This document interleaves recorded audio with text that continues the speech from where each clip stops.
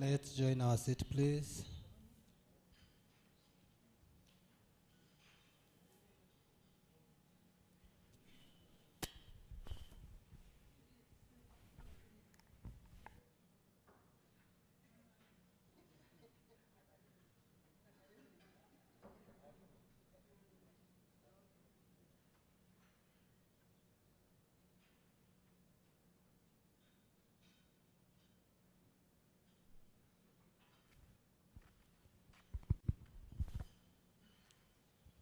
Good morning once again.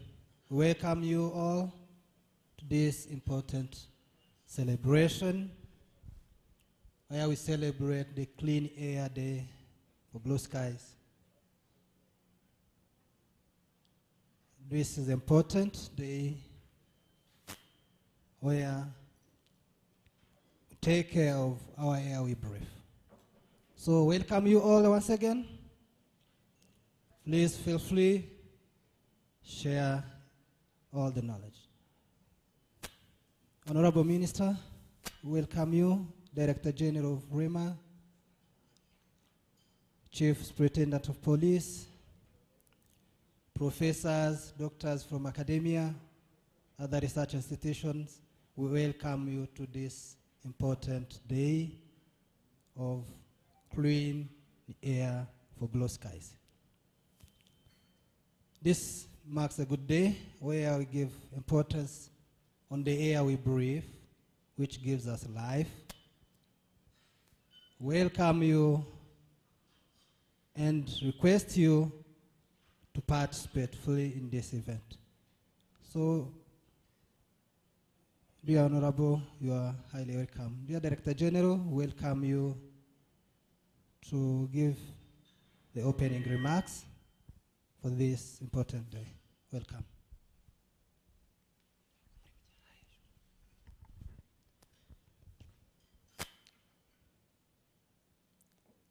Honorable Minister, distinguished guests, ladies and gentlemen, good morning. Mwaramutse. Musubize ng'abafashikawo. Yeah, energy rahari.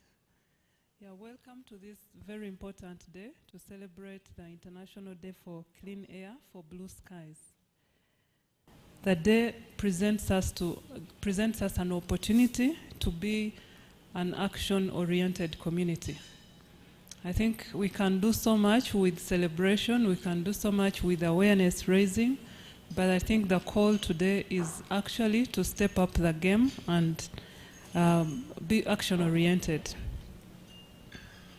The theme this year is Invest in Clean Air. It is very short, it is very precise, but we need to understand what invest in clean air means. How many of us in the room feel like they are investors? Some investor just entered. Welcome. Yeah, I think the theme is asking us to all invest in this, in clean air. We were having a nice side chat over coffee with one of our colleagues who is telling us what we need to do as government.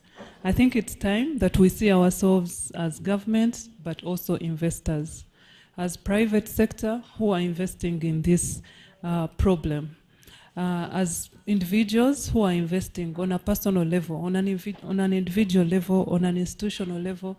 What are you doing different to turn around the challenge of air pollution?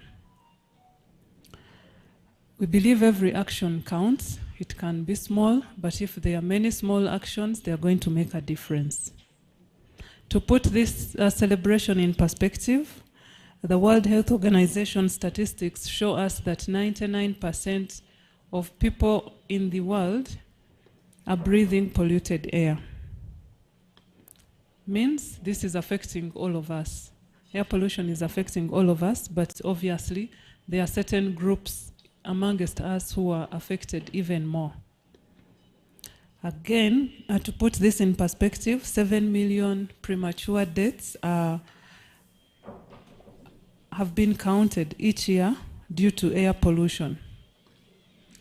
Again, this means that air pollution is the greatest environmental health issue that we are struggling with. So we know there are different pollutants, and I will save you that for this morning because there is a full presentation that will be made on that. What is polluting the air? Where are the sources coming from? What is the magnitude of the problem globally, but importantly in Rwanda? So those details, please stay tuned to the presentation that is coming after the official opening. We know we are still struggling to turn around this problem. There are policies that have been developed, there are laws, there are strategies, and importantly, there is also a monitoring system, because the common saying goes, you cannot manage what you can't measure. So we want to really measure and understand what the problem is like. So we put more efforts in managing it. So these are all in place, but guess what? The air only continues to be more polluted, which means we are not doing enough. We need to step up whatever we are doing so we can see the difference. So this day emphasizes the importance of clean air and the urgency to improve the quality of the air. There is need to improve the awareness.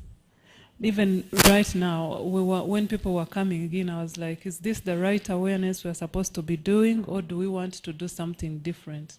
What other ways? And I think these are the discussions we are going to have here. We are privileged to have the youth with us from the University of Rwanda. Tell us, is this going to make a difference, or how else can we communicate the message that we have? We know there are different platforms available, but how do we partner with those who are experts, who have more followers, who have more knowledge and understanding on how to use these platforms? So awareness raising is something that we must improve and obviously do it different from the way we are doing it right now. So without further ado, allow me to invite Honorable Minister of Environment to deliver the keynote remarks for today. But again, I invite you to be as free interaction. Let us objectively discuss and come up with proper conclusions, actionable points on how we are going to turn around this problem. For investors like Ben Michael, who is coming in right now, each problem is an investment opportunity. Please see it as that, and let's invest in cleaning up the air we breathe. Thank you.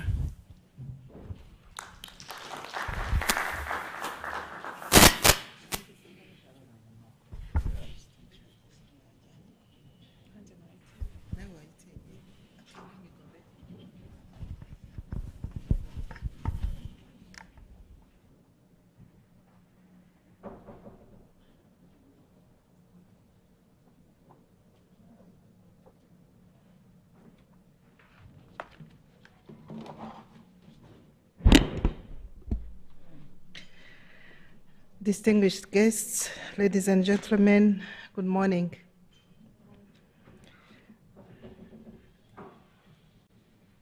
I'm pleased to join you to celebrate the 3rd International Day of Clean Air for Blue Skies.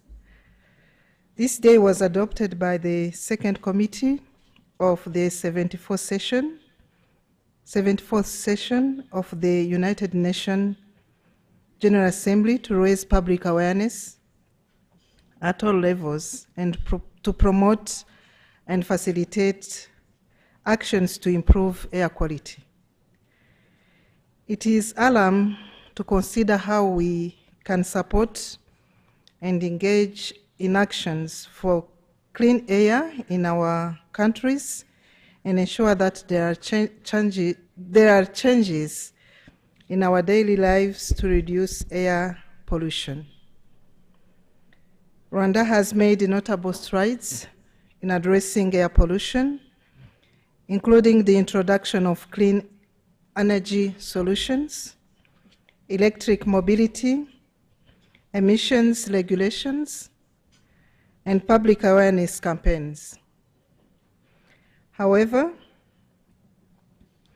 industrial emissions, vehicle exhausts, and poor waste management, such as biomass burning, are increasing the levels of air pollutant, affecting public health, like what DG Juliet just presented, affecting public health and environment. As Rwanda continues its path towards sustainable development, it is crucial to prioritize and invest in measures that ensure cleaner air. Today we celebrate the International Day of Clean Air for Blue Skies under the theme Invest in Clean Air, which emphasizes the critical need for both public and private sectors to commit resources and innovation towards reducing air pollution and protecting our environment. This year's celebration takes on added significance as it will be marked by a community outreach event aimed at showcasing cutting-edge technologies and initiatives that are driving progress in reducing air pollutant emissions. The event is designed not only to highlight the advances we have made as a nation, but also to inspire individuals, businesses, and communities to play their part in contributing to cleaner air. Clean air is essential to address climate change, preserve our natural resources, and ensure future generations' well-being. Through this year's celebration, we aim to motivate every Rwandan to take proactive steps towards cleaner air, whether it's adopting cleaner technologies, reducing the use of polluting fuels, or participating in community cleanup initiatives. Everyone has a role to play. By investing in clean air today, we are paving the way for a healthier, more sustainable Rwanda.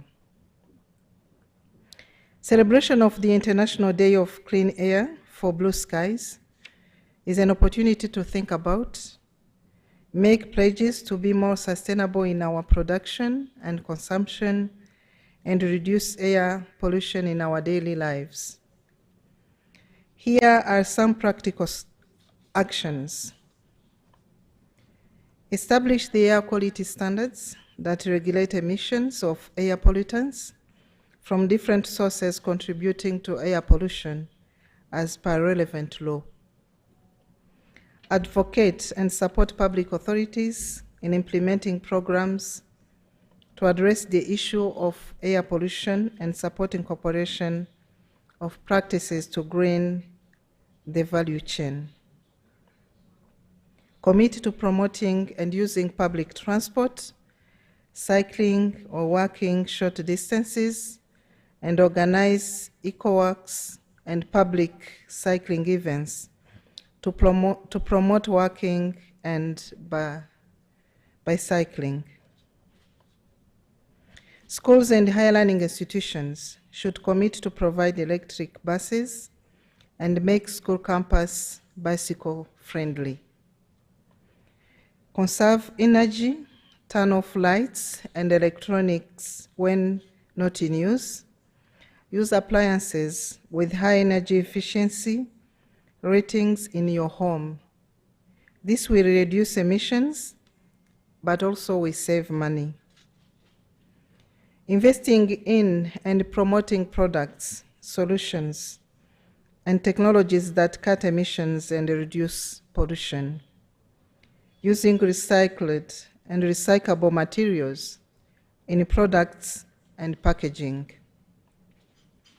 Make pledges on reducing emissions and greening the value chain, adopting more sustainable production and business practices, and investing in research and development to imagine new and less damaging ways of doing business. Cutting single-use plastic products, and consider ways of traveling through means that reduce emission. Implement e-mobility and sustainable mobility policies and actions with the aim of making a decisive impact on road transport emissions. I would like to remind you that everyone living in Rwanda has the right to live in a clean and healthy environment as stipulated in our constitution. And Rwanda is committed to being a nation that strives to become climate resilient with high quality of life for its citizens. As I conclude, I want to take this opportunity to thank REMA and partners for organizing this celebration event, and I hope that the outcomes from today's discussion will inspire concrete and implementable actions. Rwanda is committed to people-centered policies and strengthening existing and new partnerships. Keeping in mind that air knows no boundary, let's join hands for a healthier and cleaner environment by investing in clean air. Thank you all for your kind attention.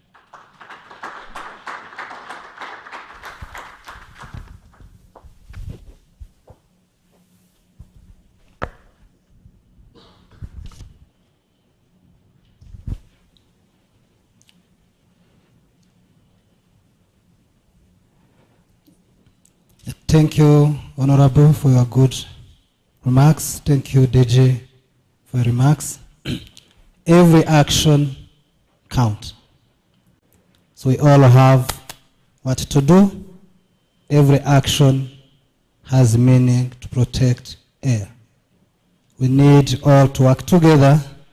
Small action we do as an individual person, if it is combined for the whole people, gives a great result. Thank you once again. Now, air pollution, we need to have the evidences. So REMA has done a great job, has established a monitoring system to track the quality of our air. Allow me to call upon REMA to present what is the status, how is air currently behaving. Please let us welcome Deborah, air quality specialist, to give us an overview, a presentation on the status of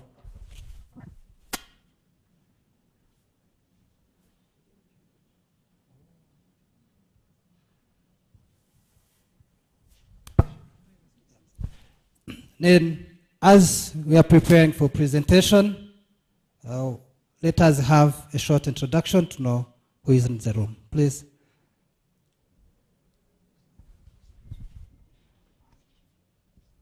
When she's preparing for presentation, please, a short introduction.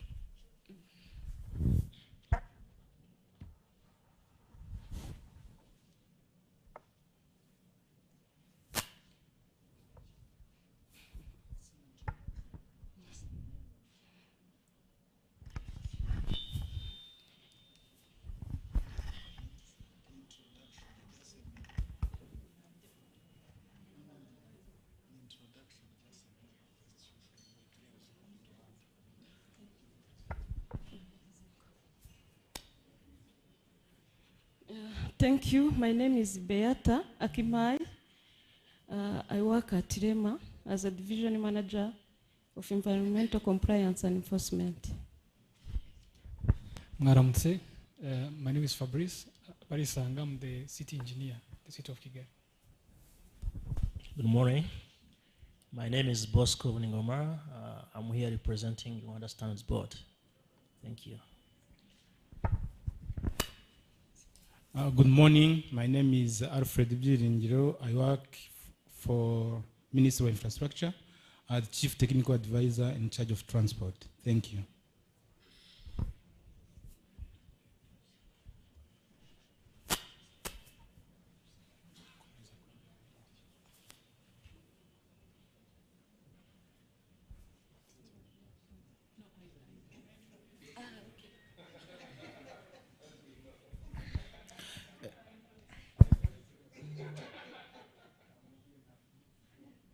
Yeah, good morning. I'm Kavera Teresfor. I work with the University of Rwanda.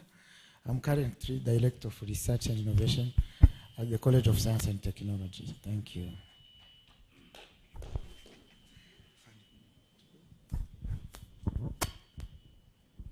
My name is Chief Superintendent Bernardin Senjumba, Deputy Commissioner of Automobile Inspection Department in Rwanda National Police.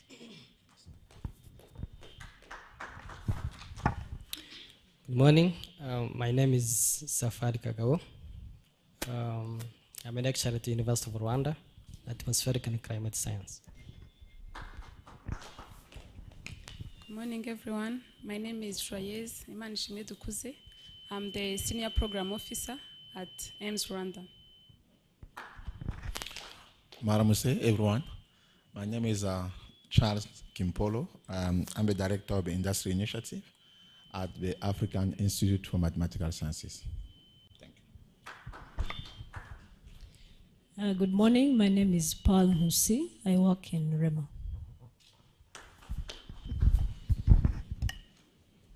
Good morning, everyone. My name is Pacifica Wimana. I'm representing Rwanda Mining Board. Good morning, everyone.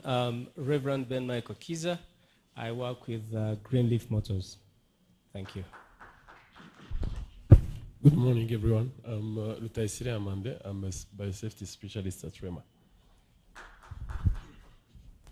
Good morning, everyone.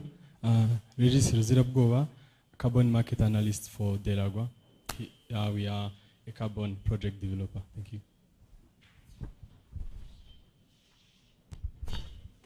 Good morning, everyone. I'm Kebeti Yuma, and I study at University of Lake Adventist of Kigali, and I'm majoring in environmental management and conservation.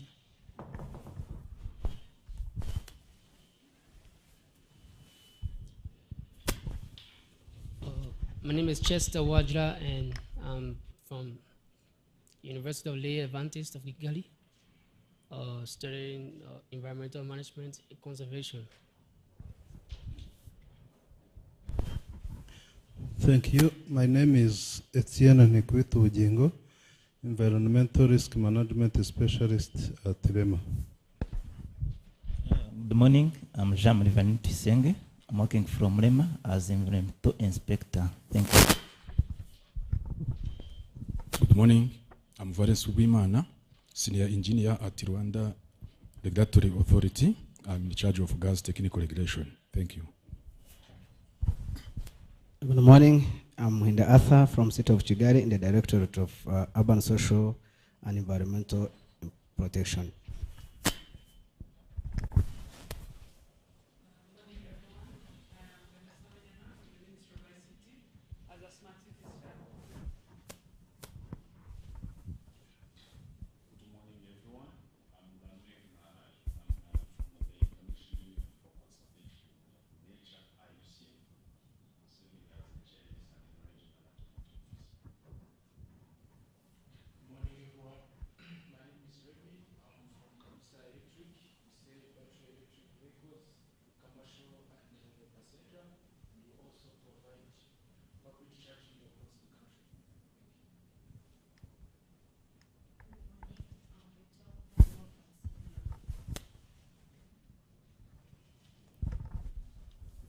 Good morning. My name is Hagenimana Celeste. I'm a student of University of Rwanda in the program of Atmospheric and Climate Science. Good morning, everyone. I'm Josephine Nireberaho. I'm a student, University Campus. Thank you. Good morning. My name is Desire Nyogsubizo. I'm a student at University of Rwanda in the program of Atmospheric and Climate Science. Thank you. Morning. I'm Nisinzwe Konsore. I'm student of University of Rwanda in the program of Physics, Atmosphere and Climate Science. Good morning, everyone. I'm Claire Dusabe Maria, lecturer from University of Rwanda in the School of Mining and Geology. Good morning, everyone. My name is CIP Mable Mboneza. I work in Irema as inspector. Good morning, everyone. My name is Tishum Pascal. I work as environmentalist from Rwanda Energy Group. Mwaramutse. My name is Krista Rizindana. I work at REMA as an environmental auditor. Morning, this is Vinay, Head of Operations, Tilrua. Thank you.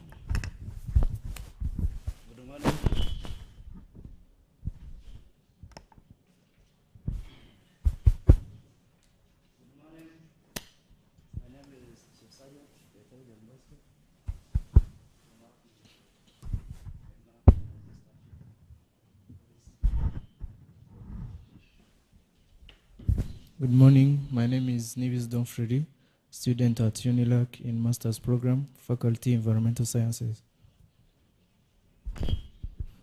Good morning, my name is Cyprien Jendahimana. I work for REMA as a communication specialist. Thank you. Aramutse, Basil Uimana from the Ministry of Environment. I'm in charge of communications and outreach. Thank you. Yeah, thank you, everyone. Myself, I'm Joseph Ndachize Sewaziga. I work for Climate and Clean Air Coalition as National Project Coordinator. So, thank you for your presentation. We also welcome people who are online. You are welcome. Please, if you have a comment, please share with us. So, we can proceed with the presentation. Welcome, REMA team to present.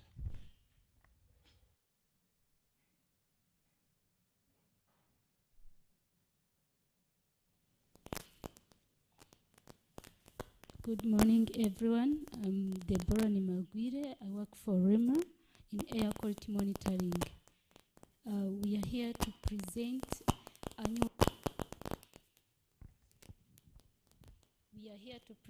annual air quality status report. I hope we are all curious.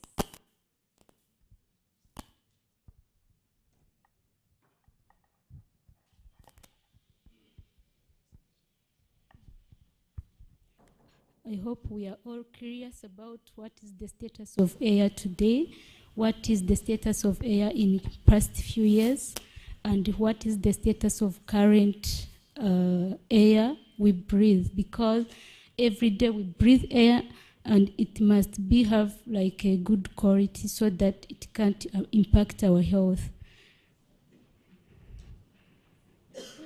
In the outline of this presentation, we are talking about background and also the source of air pollution and their health effects.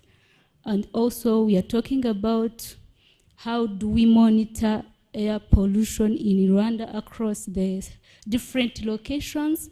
And also we will discuss key results of our monitoring station. And also we will see the key achievement and provide some of the recommendations. Starting from the background, we can ask ourselves what is the cause of air pollution and what increase the anthropogenic activities. This is all because we have urbanization, where the population in the country is increasing from 8 million, from 200 in 200, then to 14 million in 2023. So we can see that we have like a rapid urbanization, which can contribute to the increase of human activities. So this rapid population in urban and suburban areas can contribute to increase the level of air pollutants. And then these pollutants, they pose serious risk to health, and also they are closely associated with diverse health outcomes, including cardiovascular disease, lung cancer, and various respiratory illness. According to previous reports done, the World Health Organization reported 7 million deaths worldwide due to air pollution, whereby 4.2 million were reported for outdoor air pollution. So this is a serious issue worldwide. Then those 89 of premature deaths, that was occurred in low and middle income countries, because we'll see the cause maybe in the next slide. These sources are from anthropogenic activities such as inadequate waste management practices, traditional energy uses, and increased fuel for vehicles. All of this, and also industrial emission, they cause and contribute to air pollution. And then this air pollution is very dangerous, and especially it affects children, elderly, and people with chronic diseases, and also the pregnant women. So this pollution, if it's high, it affects those kind of people. So we can see the source of air pollution here. We tried to find the photos for source of pollution in Rwanda, where we have cooking using timbers and charcoals that increase air pollution, and where we have like emission from industry. If we do not do proper management of our industry, we emit a lot of pollutants. And also we have emission from vehicles, especially in the morning. You can see the traffic, a lot of vehicles in the road that can contribute also to air pollution.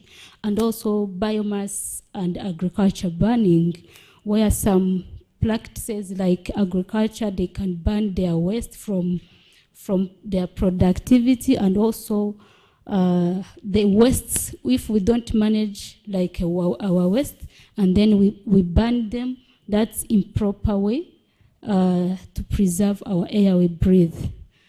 So these are the health effects, where the pollution, high pollution and exposure to air pollution can cause and impact our health by causing asthma, and also heart disease and lung cancer and so on. And also, apart from our health, air pollutants, some of the air pollutants, for instance, short-lived climate pollutants like methane, contribute more to global warming. These are the impacts of air pollution and their sources. So the next step is, how do we monitor, or how do we do air quality monitoring? I think some of people, they are familiar with the app they use, and also the website where we have like a air quality monitoring station. They can check their status. It's a real-time air quality monitoring. Here is a website to check their status, but they are not familiar. How do we do that monitoring? So this is where we are getting to.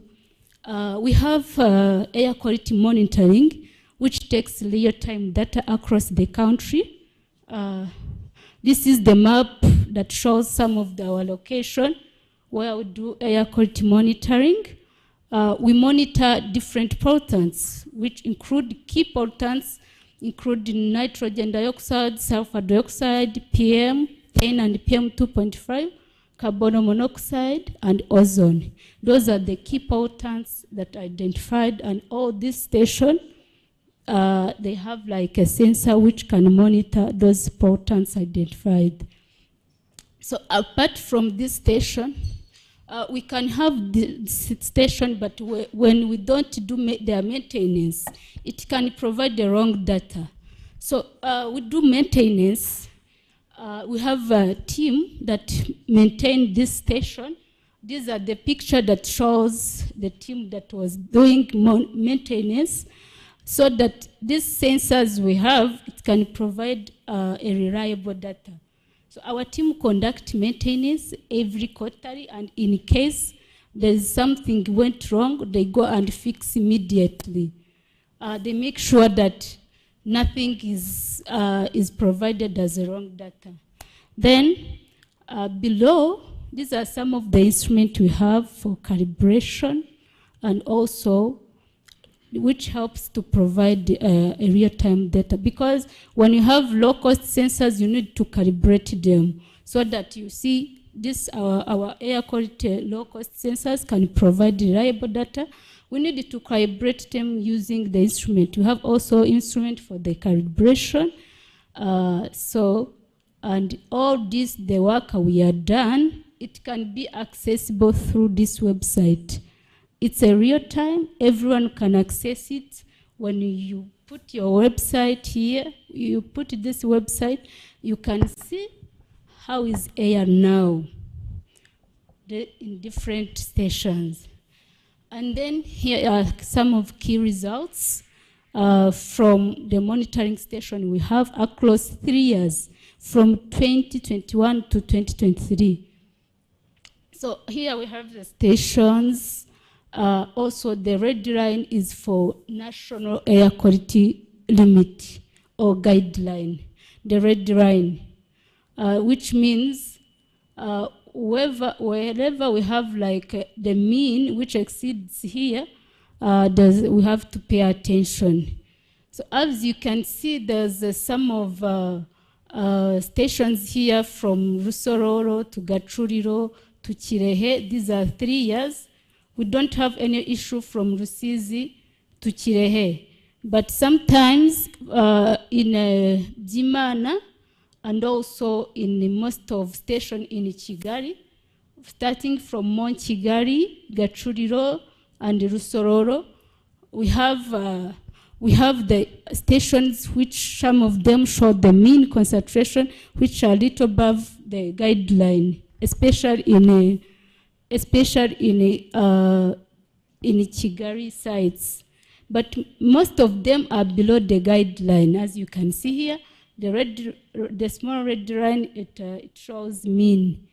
So most of the stations are below the guideline of national air quality standards.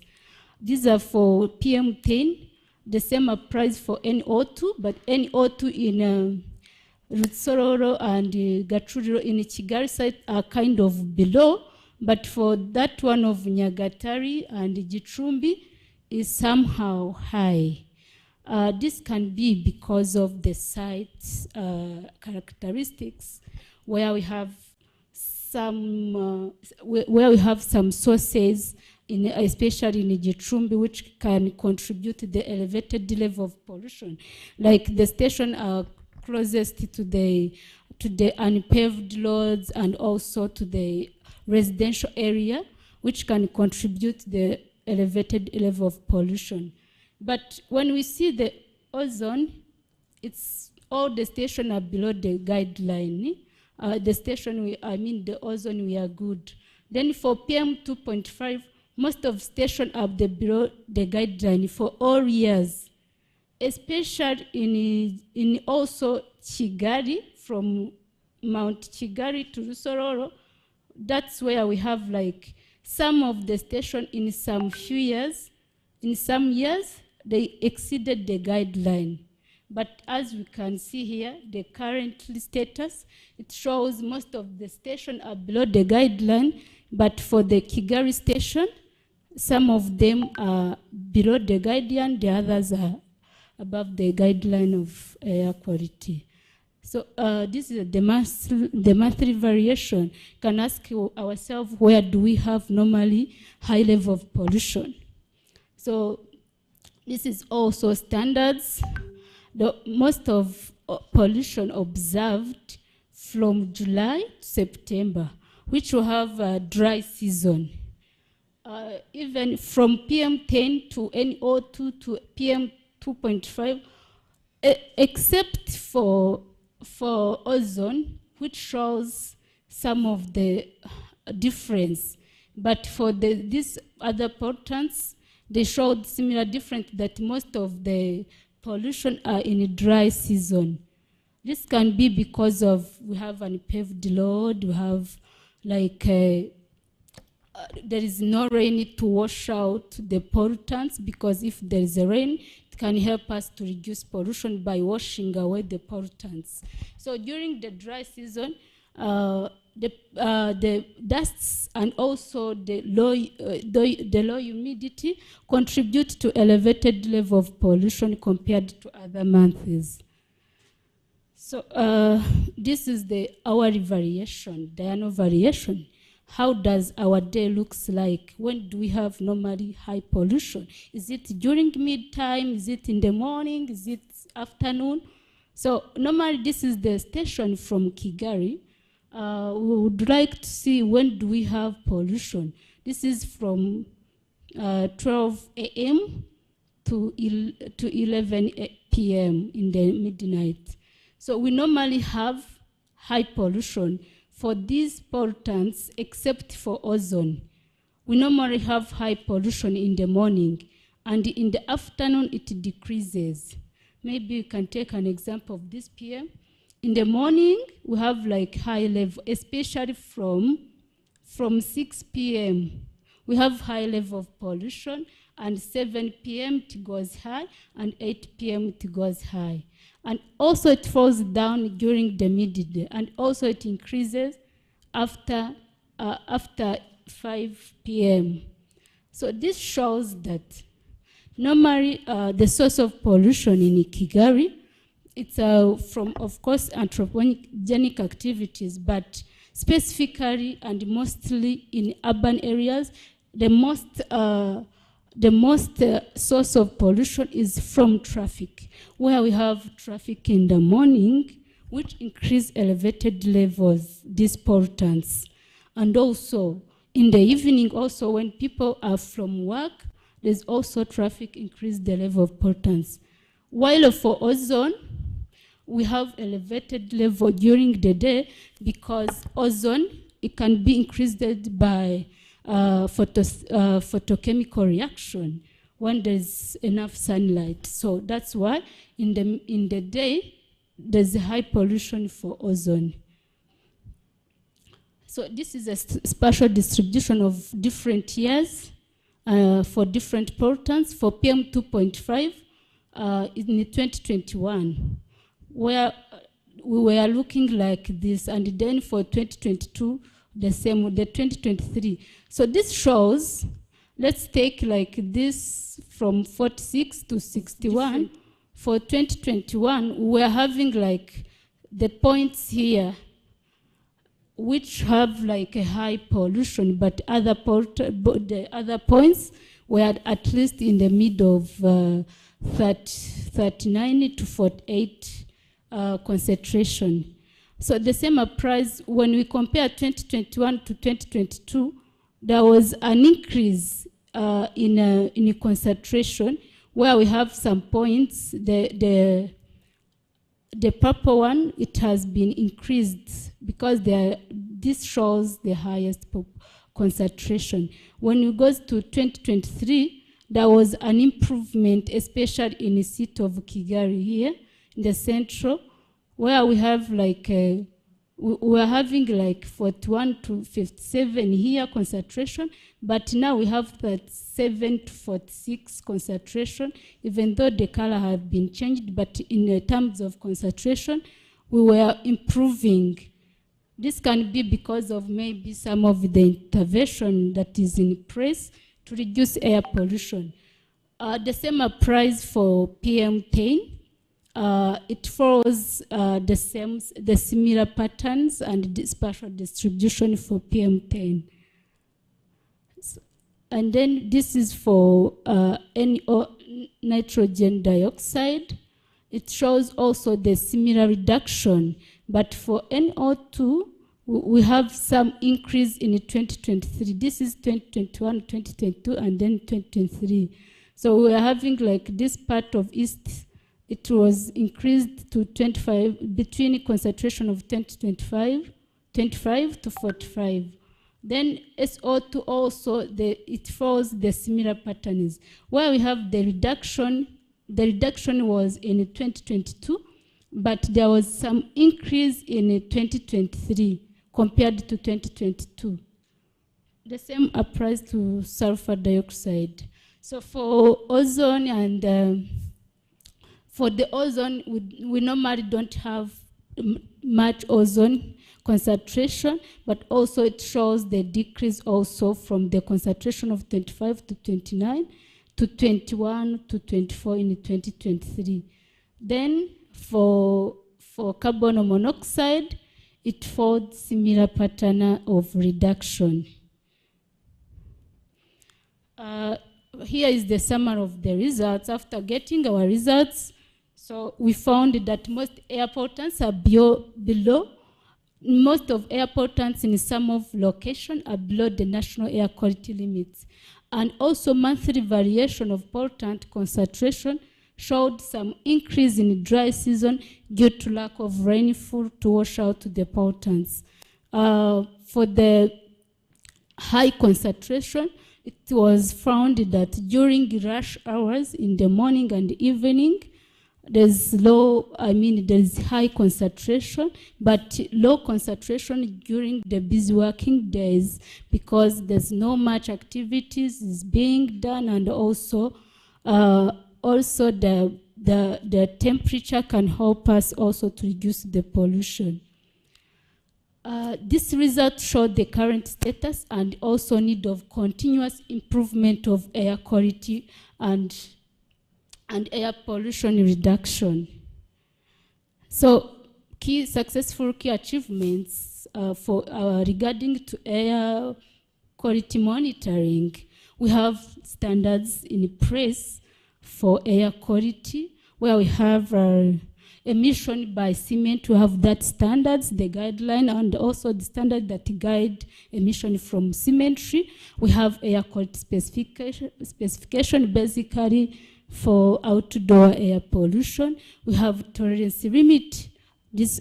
All the standards are in place and is being implemented.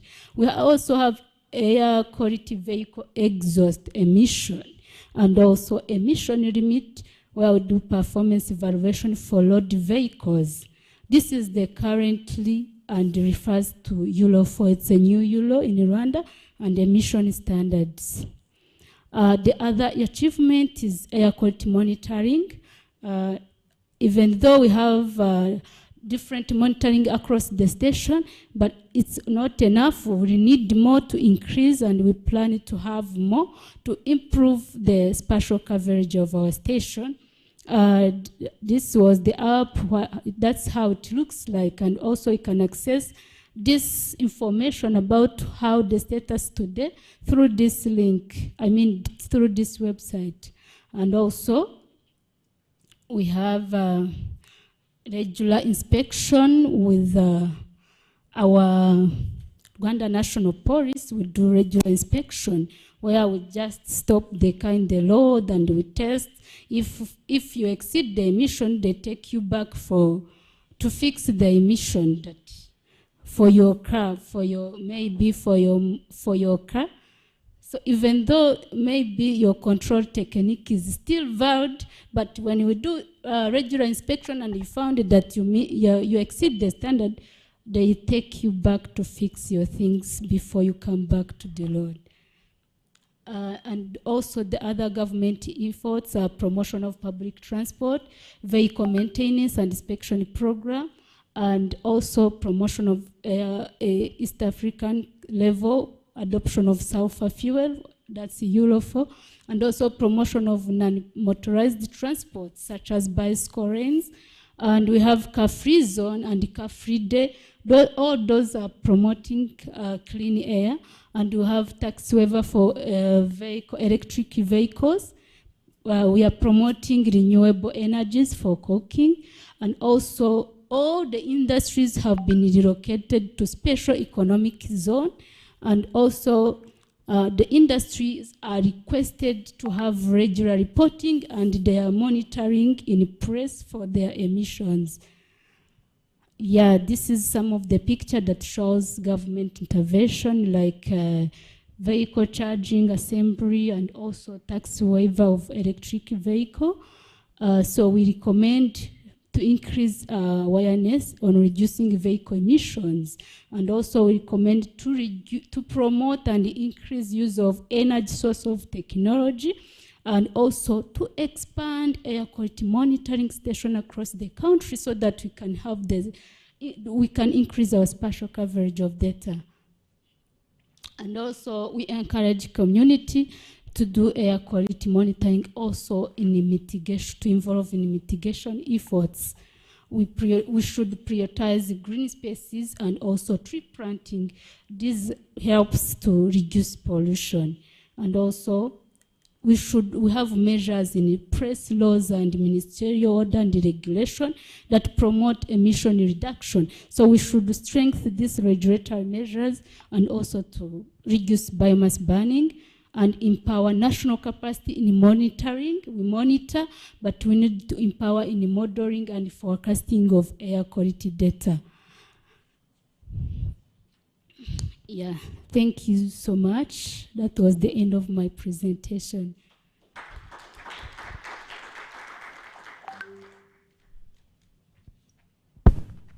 Thank you, Deborah, for a good presentation, giving us the background on air quality and the status in Rwanda. This is a great job. We have seen the current status for the last 3 years. So thank you so much for the great job REM is doing.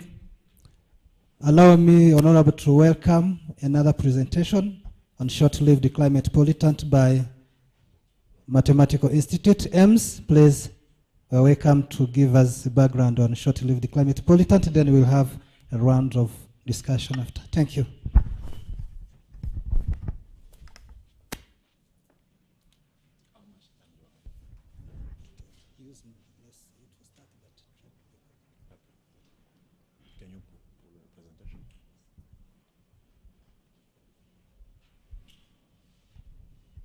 Once again, Maramuse, I'm still learning Mankina Rwanda. I think I'm gonna get there if you can support me.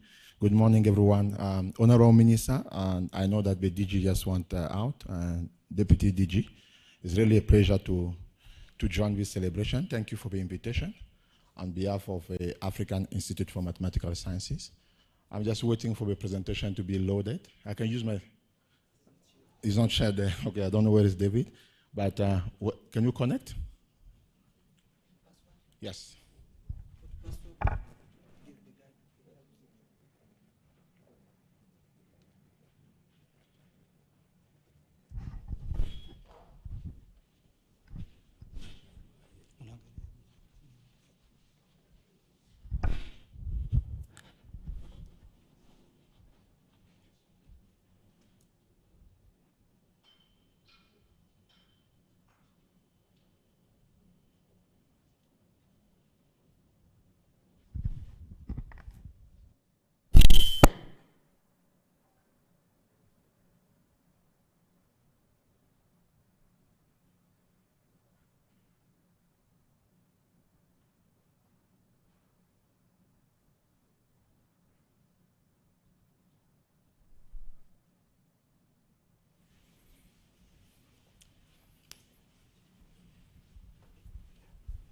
So we're just waiting for the presentation to be loaded.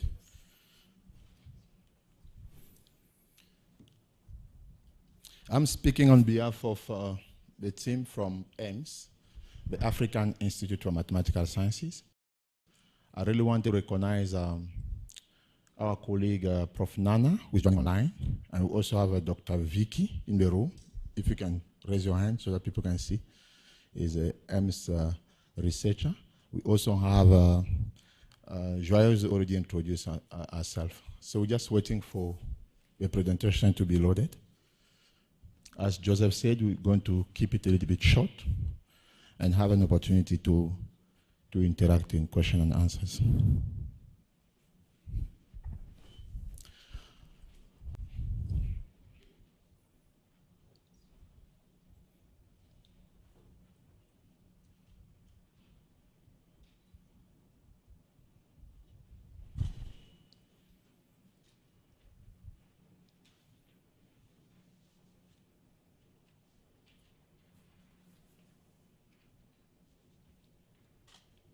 Do you need my help? Maybe we can just kind of copy it in the, is it good?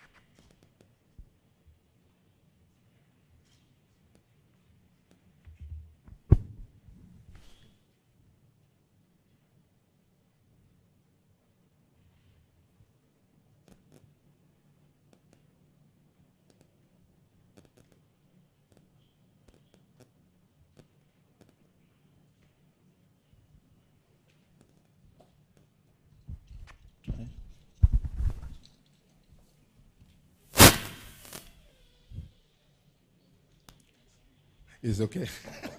Did it? I think it's okay.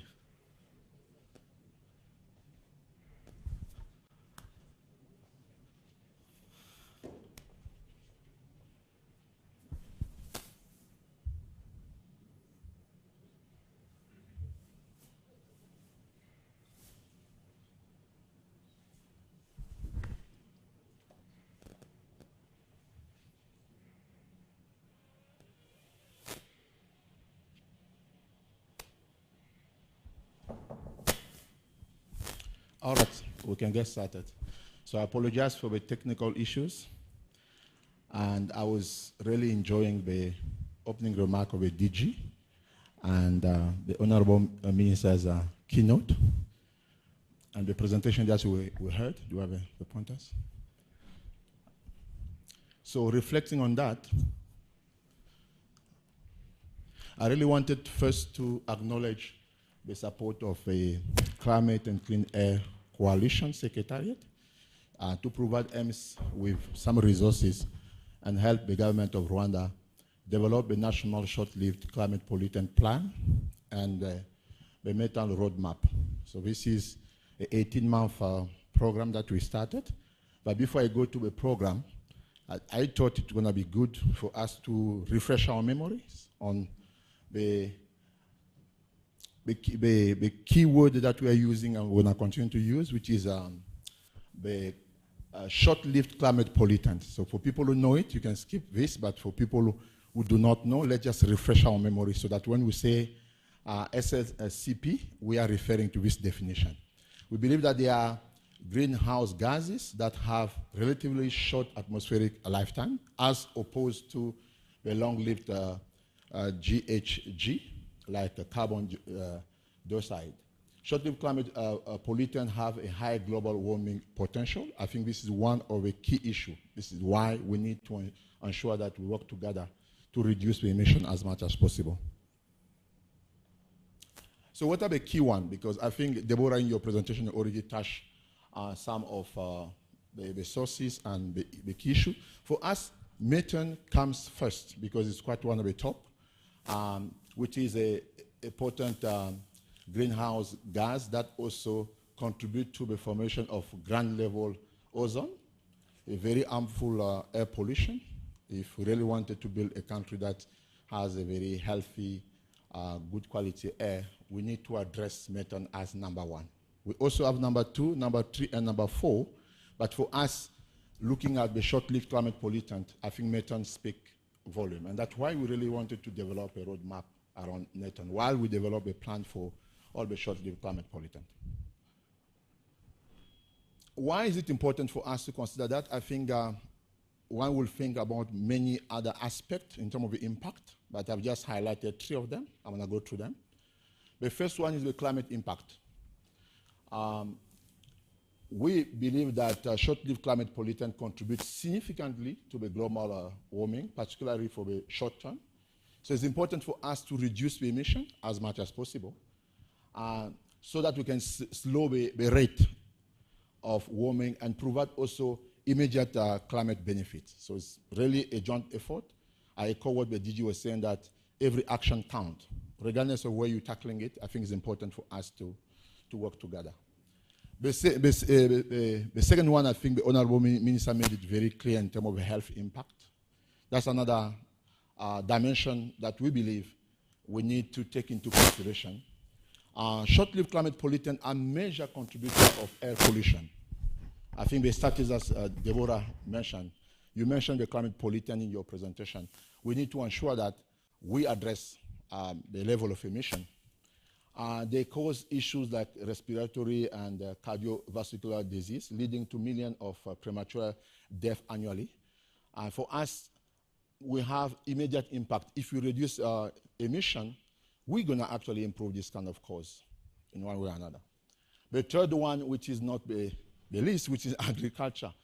Many of African economy are based on agriculture. I think Rwanda is very bold in transitioning from the agriculture-based to a knowledge-based economy.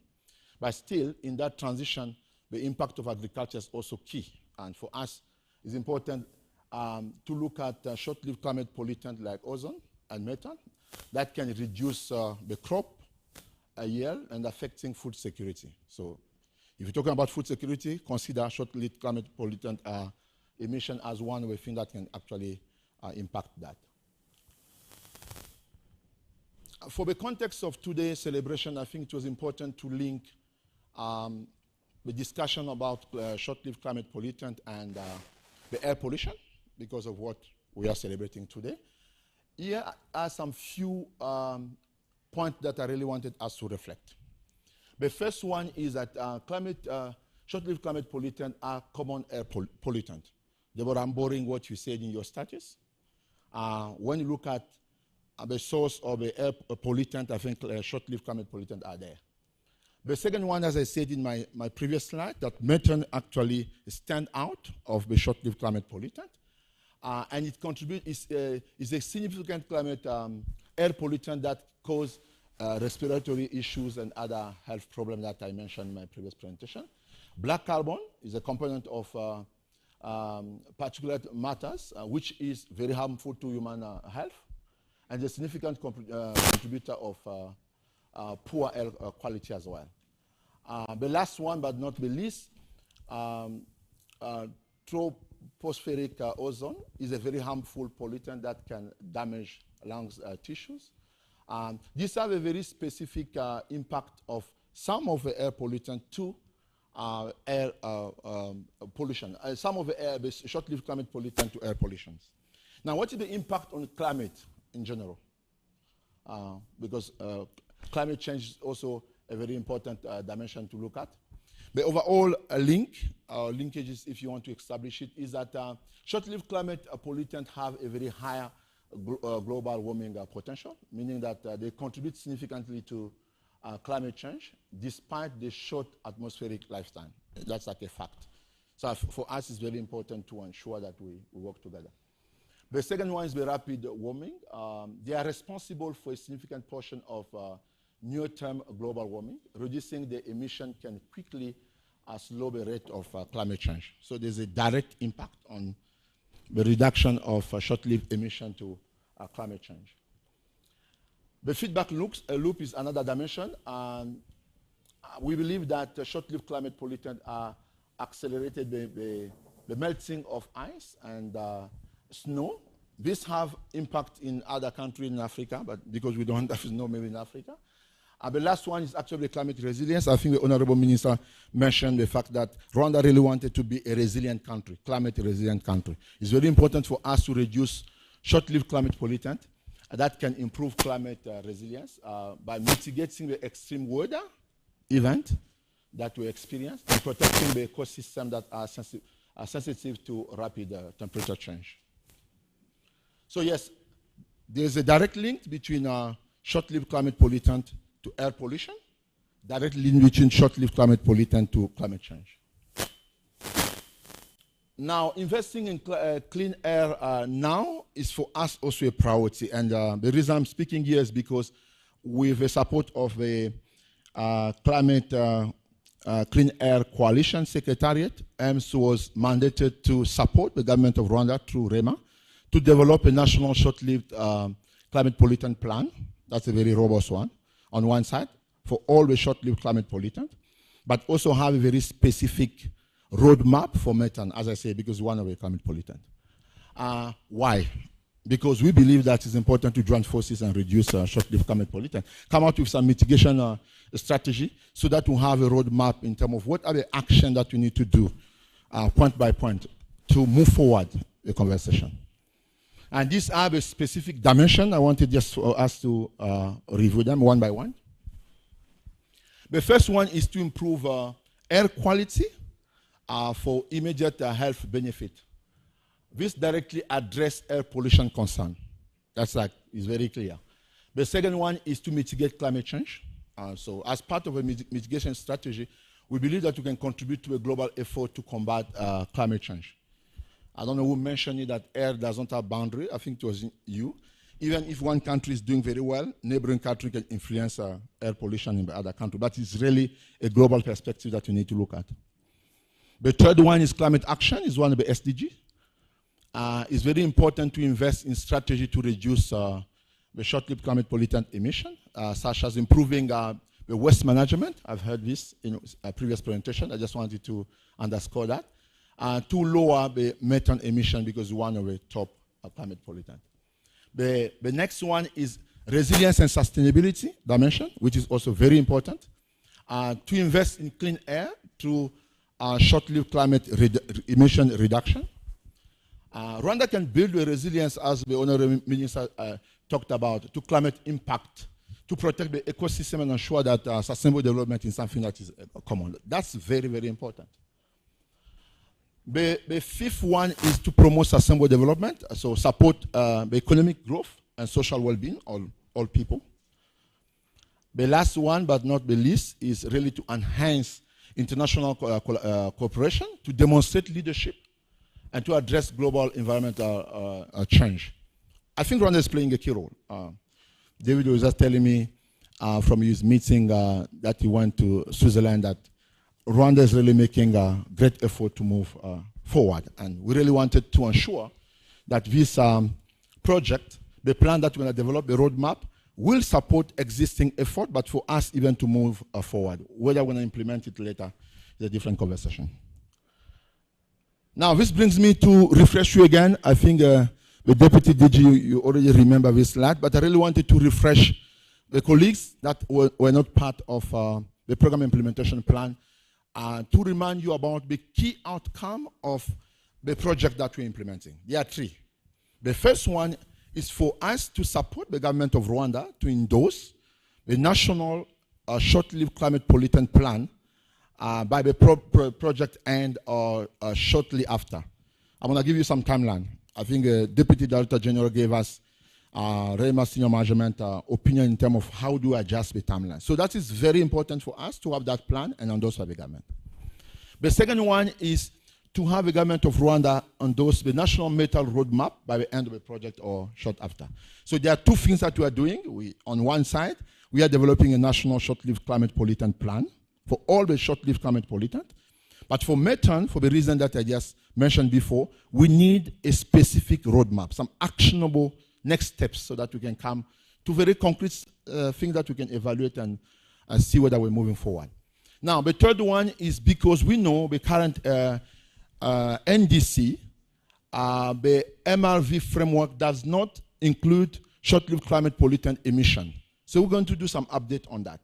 So what we're aiming to do is for the government of Rwanda to adopt, we support that kind of process, the MRV framework for short-lived climate pollutant emission, and integrate methane action into the NDC by 2025. Very concrete outcome that we're working together with all stakeholders. I think in this room there's a lot of institutions that in one way or another have been part of it or will provide us with great input for us to move forward. I want to give you a little bit of, these are the people who are beyond that. I want to skip this slide. I already presented the EMS team, but I just wanted to show you this slide to say, from EMS perspective, we have a support of a senior management of EMS, which is the president of EMS network, Prof. Sam Yala, who is really providing oversight and ensuring that we are successful in the implementation of this. And the rest are just the researcher. Vicky is here, Prof. Nana, Prof. Bamba are not here at the moment, and then Joaz and myself. So from the 2nd to the 3rd of July, under the leadership of REMA, we met in the very same room to discuss a program implementation plan for this program. And these are the conclusions. So Deputy Director General, I don't know if you remember this, but the first one was we agreed, the program implementation plan was validated. So we got input from all stakeholders to ensure that we reflect on what the recommendations were. So as part of the validation of the program implementation plan, what I remember was for us to align the research output or outcome to the NDC update that we're going to do. So I think there was an alignment of a timeline. I'm going to talk to you about it. But it's very important for the research that we are doing to support that effort, to provide some input so that is maybe robust. So that is very key. We're going to continue to do that. And the third point is just maybe for us to ensure that this is a joint effort. I think we need to join hands for us to be successful. It's a national policy document that we're going to develop. It's very important for us to work together. The fourth one is from the senior management. I think you mentioned ownership, and I took it from your remark to say you expect institutions really to own this in whatever capacity, be it to provide data, your expertise, and participate in those kind of things. Let's do this together. That's actually the message. These are the key conclusion and recommendation from that workshop. So where are we? So after that workshop, we went through some engagement with the CCAC Secretariat and REMA to develop what we call a data collection tools for both the metal and then short-lived climate pollutants. So, and then we validated the surveys. So there's ongoing data collection to inform our research. The research that our colleague wanted to do is going to be data-driven. We really want to learn from data. Building on existing data that, Deborah, what you share gave us a little bit of insight. And then the questionnaire was designed in a way that we really gather ideas of measurement and data storage landscape. We really wanted to see what is out there, so that don't want to reinvent the wheel, both for short-lived climate pollutant emission generally, and more importantly for methane, because that's one very specific thing. So I'm sending here maybe to extend my request to all institutions to say, please come on board to participate in this exercise, the surveys. You might have received it, maybe your colleague received it from your institution. We really wanted you to engage, and so that we can gather relevant data for us to be able to do research that is scientific, but that also allow us to develop a plan that is robust. So if you haven't participated yet, please do, so that we have more data. We don't want to exclude any institution. If you haven't received that email, my colleague Joyeuse and Vicky are there. We can actually share our contact details. This is what came out from the response that you have. Is real time, is building up. Some 3 points. Organizations that reported having existing data or inventory of short-lived climate pollutant emission reported that all data collection methods are really estimate and model based.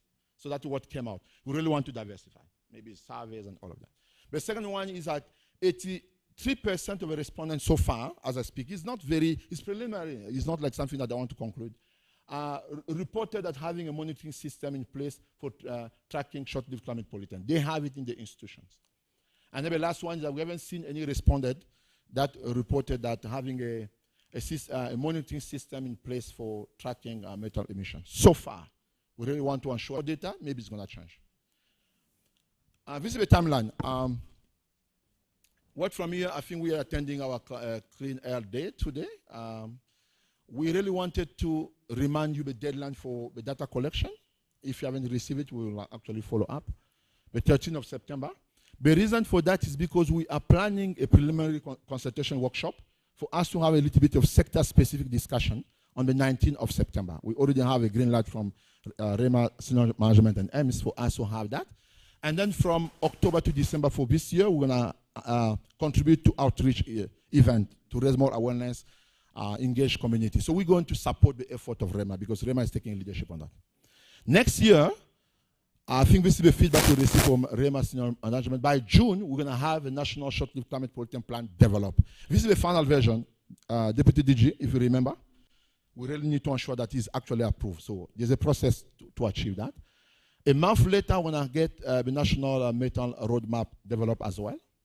And then from June to December, we're going to have a series of capacity building. We have a series of training that we're going to run, leveraging on the evidence-based climate reporting initiative that we just concluded with the support of REMA. That's it. Thank you very much. Looking forward for your question. Thank you, Dr. Chaz. Thank you, Deborah, for a good presentation. Thank you, everyone, for listening. Now we can have few questions for the both presentations, but if there is any question, burning questions for the two presentation, please, you can raise your hands, then we'll give you a microphone.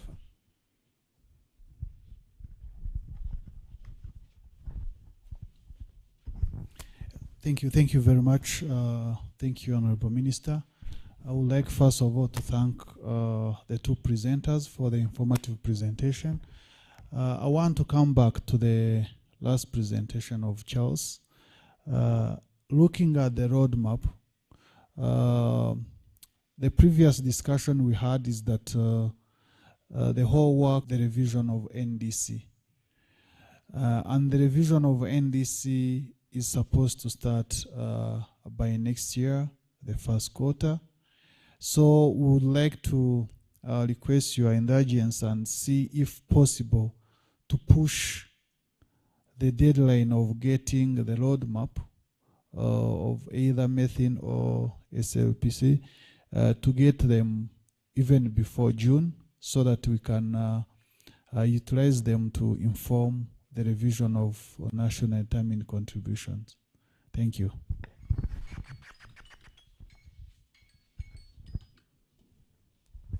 And thank you very much, Deputy Director General. This is noted. We're just going to make those kind of adjustments. What I will say is,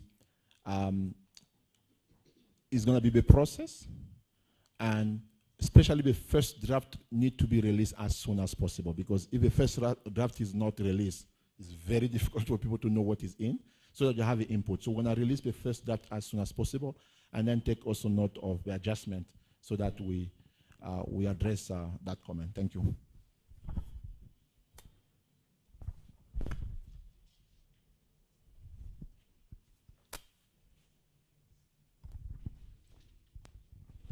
Thank you. I have a problem. You presenter Deborah. Why do you have high level of pollution of 94 PM2.5 anthropogenic activities are few compared to the daytime? Thank you. Thank you for the good question. So the reason why normally we have high pollution during the night, while there's no activities that are going on, so mostly in the night we have temperature inversion, where we have like a cold temperature and warm temperature.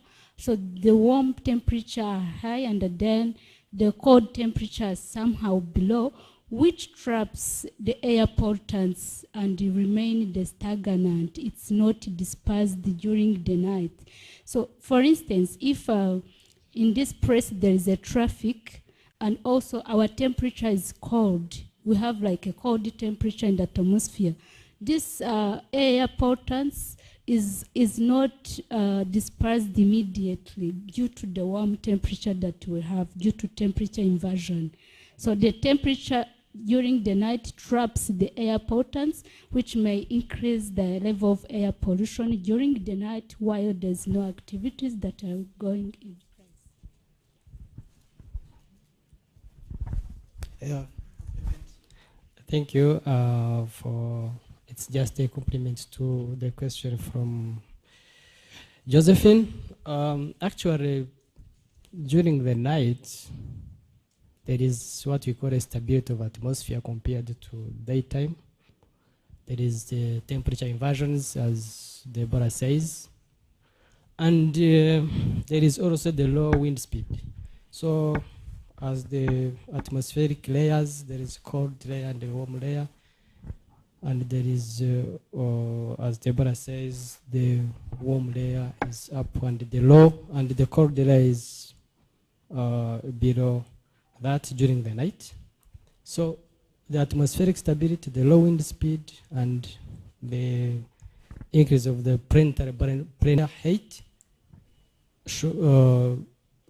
causes the pollutants to be trapped, and the high levels at night always are there, even if the anthropogenic activities are high in the daytime compared to the nighttime. Thank you. Yeah, thank you, Safari, for compliment.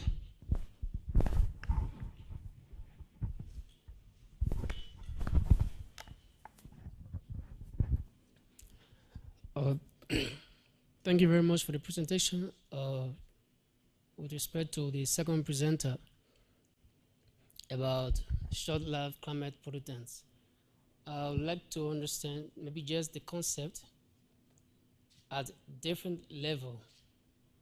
What are the steps or processes involved in developing a roadmap for short-lived climate pollutants?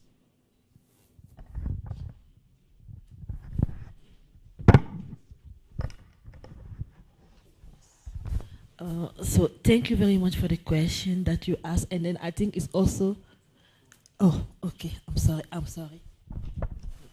I was saying that thank you very much for your question on the step to develop the roadmap. So actually I wanted also to comment on what DG said on having this roadmap ready by June. So actually the first step that we are looking for is the data collection, because we sent, there were a questionnaire that was sent to all the institutions. I don't know if all the institutions here has been able to receive the questionnaire to fill. So we still, till now we have only 6 responses from institution, and then I think this will not allow us to come up with a good roadmap or a good proposition. So the first step now is for us to have the feedbacks from you. And as DG and all of us were saying here, that is collaborative work that we're doing. So please kindly make sure that at least, if it's not you and it's your colleague, please kindly make sure that we get as soon as possible the feedback from the questionnaire. And then after that, we'll have a review on those questionnaire and come up with the outcome of the questionnaire. And then we also plan for a workshop on the 19th of this month to be able to discuss about what we got from the questionnaire and then agree on the way forward. So those are at this time the step until having the roadmap out. So I think this is our work to do together. Then let's commit and let's send the feedbacks to proceed. Thank you.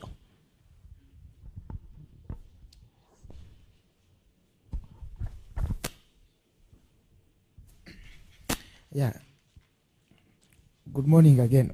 I have questions for Deborah and also for our colleagues from AIMS. Deborah, what were the criteria for the location of sensors? Because I think the location can affect also results. So you can say that Kigali now is doing well below the standard, but probably because of the locations, I don't know. That is assumption, it's hypothesis, yeah. That's one. And then for our colleagues, it's about the sampling. How did you choose your sample for conducting interviews? Because how many were there? Because you presented only a percentage, yeah. Thank you.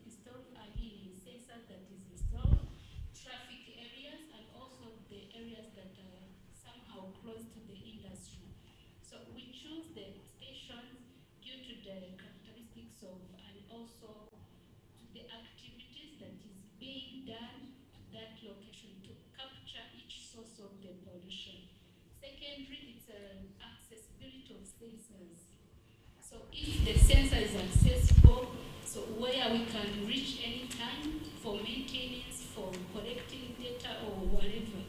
And also we have also security of sensors, because there's nowhere where you can install your sensor without security. Maybe they can steal it. So the security of sensors are very important.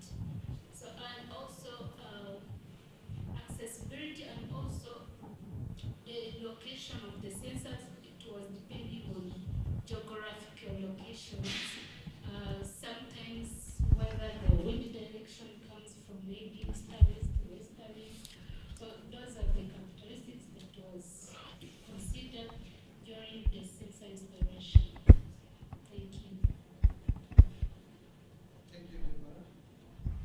have the last comment by the response by Professor Nana. Professor Nana is online. Please, Professor Nana, if you can hear us, can you give your intervention, then you can close by here.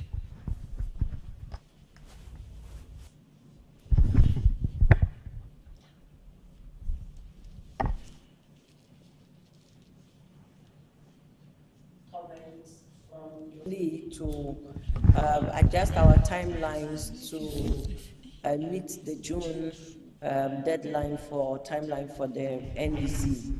So as Vicky said, yes, we're trying to work as fast as possible, but we need your cooperation because we need you to guide us into the landscape of the data and also, help us in every step on the way.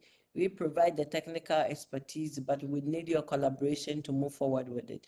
So as early as possible, when we request for materials from you, all the stakeholders, we plead with you to cooperate quickly so that we can also meet the timelines.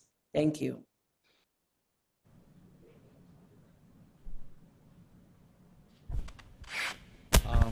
Nana, I don't know if you got the other question from our colleague from University of Rwanda. It was about sampling, if you're still there, but what I presented was really preliminary. The Form R on Google Form is not like a sample or representation. It's not. I was just saying that the data that is coming up. But what we really want to do in terms of collecting data is to engage all stakeholders. We have 50 institutions minimum that participated in the program implementation planning, including the University of Rwanda. We send the survey to everyone to collect as much as possible data. And then let's get what data will come. We'll have very specific preliminary consultation workshop where we're going to go sometimes to specific sector like agriculture, transport, and energy, trying to make sense of data because we don't want to speculate. We really want to have those kind of consultations so that everything that's going to go to the roadmap of the plan going to be a reflection of the context and the background in Rwanda. So yes, Nana is here. Do you want to comment? Because there was a comment about data that I presented, which is like, it's not a sample. I don't want you to take it as a reference. These are just very preliminary institutions that submitted. But Nana, you want to comment on this? Thank you. Yeah, so as Vicky said, we have sent already requests for information from 50 institutions, but as at yesterday, we had just 7 or 6, and this morning I've seen that it has gone up to 8. So we are really in need of this information to help us to move forward on it. So what Charles presented, as he said, is really very preliminary. It's only from a few responses that he showed, but that's what we call like emerging issues coming up. But we expect to have a more detailed, more comprehensive information from stakeholders. So please, your cooperation is really important in this matter.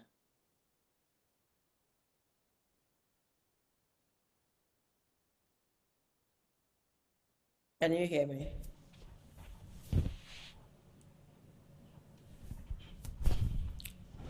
Yeah, thank you, everyone.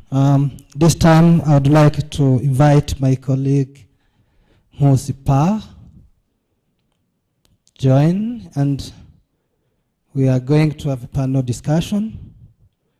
Then I invite my colleague, Mosipa, join, and then call upon a panelist.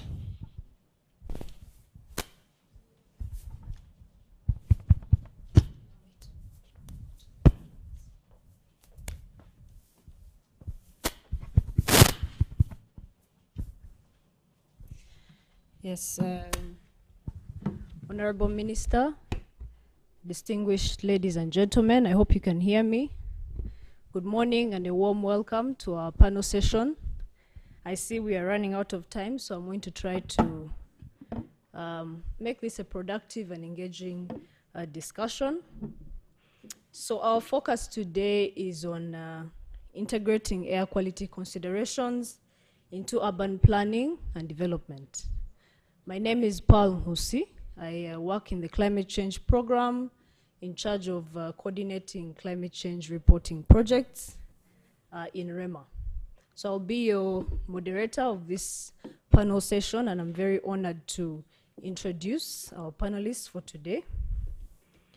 Let me introduce them at once, and then we will give them a warm welcome up to the stage. I'm honored to introduce Mr. Alfred Byiringiro. You heard him introduce himself. He's the Chief Technical Advisor in charge of transportation at the Ministry of Infrastructure.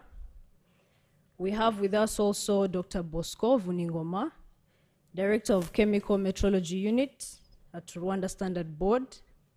We are also joined by Mr. Ben Michael Chiza, Team Lead at Greenleaf, as well as our very own Mr. Faustin Munyezikwiye, Deputy Director General of REMA.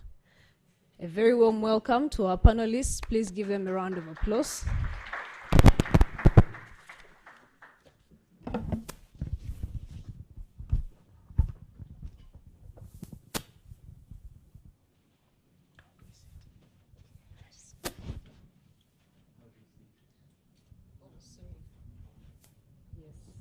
We also have our key discussants, but we'll just have limited slots at the front. I'd like to welcome CSP Bernardes Nsengiyumva, Deputy Commissioner, Vehicle Inspection Center, Rwanda National Police, will also join in on the conversation. Mr. Fabrice Barisanga, City Engineer in the City of Kigali, as well as Professor Telesphore Kabera, Associate Professor at College of Science and Technology, UR. Allow me to start with you, Deputy Director General of REMA. Let's get into this conversation stemming from Deborah's presentation.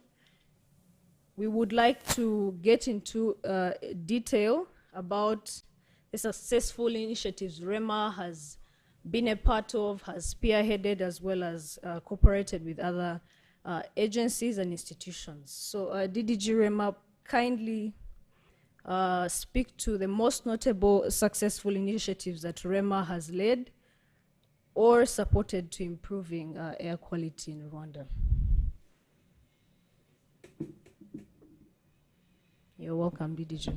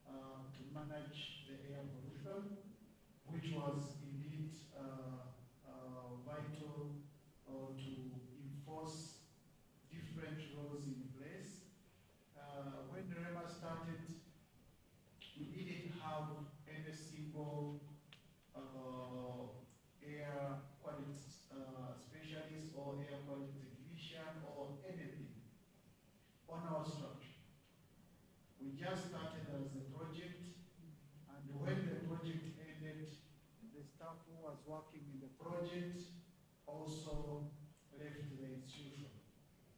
So we made a case after restructuring. At least now we have a group of 4 people who work on daily basis on air quality. The third initiative, which is paramount, is to put in place the air quality monitoring. As Deborah mentioned, we have successfully established 21 air quality monitoring stations in different corners of the country, where we are getting live data, and we have portals, we have mobile application, we have a website to disseminate the data. However, Honorable Minister, the 21 stations are not enough.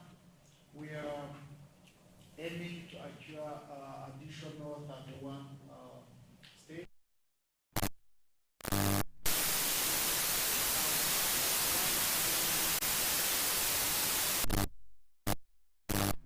16 districts which are not covered, which means among the 31 stations we are in the process to get those 16 districts which are not covered will be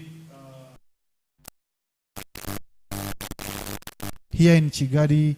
We will be trying to diversify different land uses which are existing here in Kigali, so that we can have the true picture of our air quality.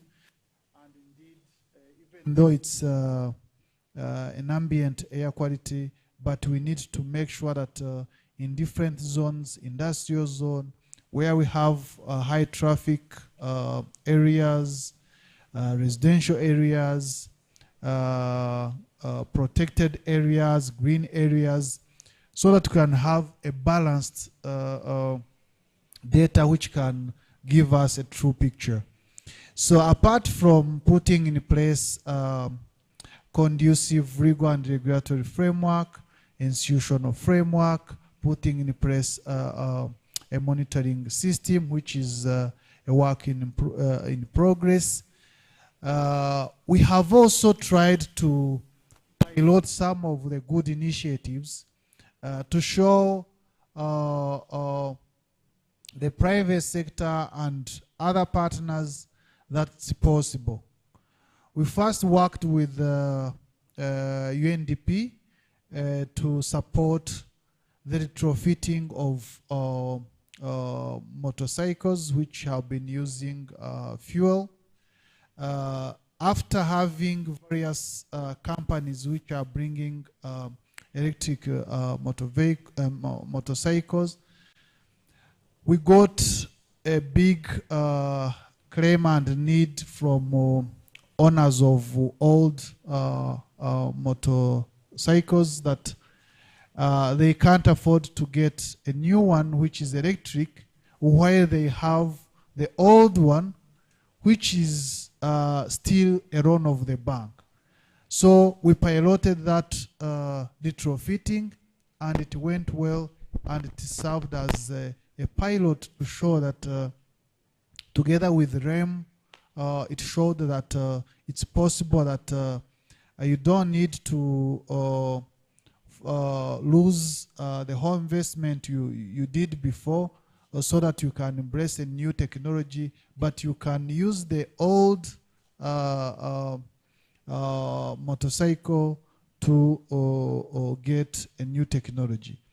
Apart from that, we also, through a project called Mayaga, we piloted also in 20 schools to establish LPG, liquefied petroleum gas, in 20 schools in the southern province, where we saw a difference in terms of costs, where the investment for cooking using firewoods was costing around 17 million per school, and now with the installation of LPG, it is costing around 10 million.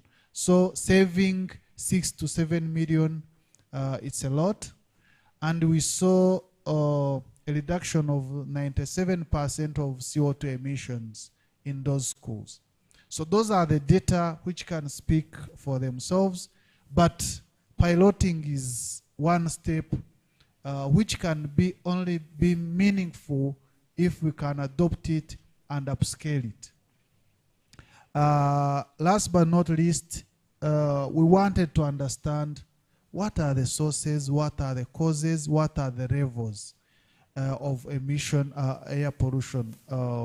So we conducted the inventory of air pollutants in 2018, which gave us a basis.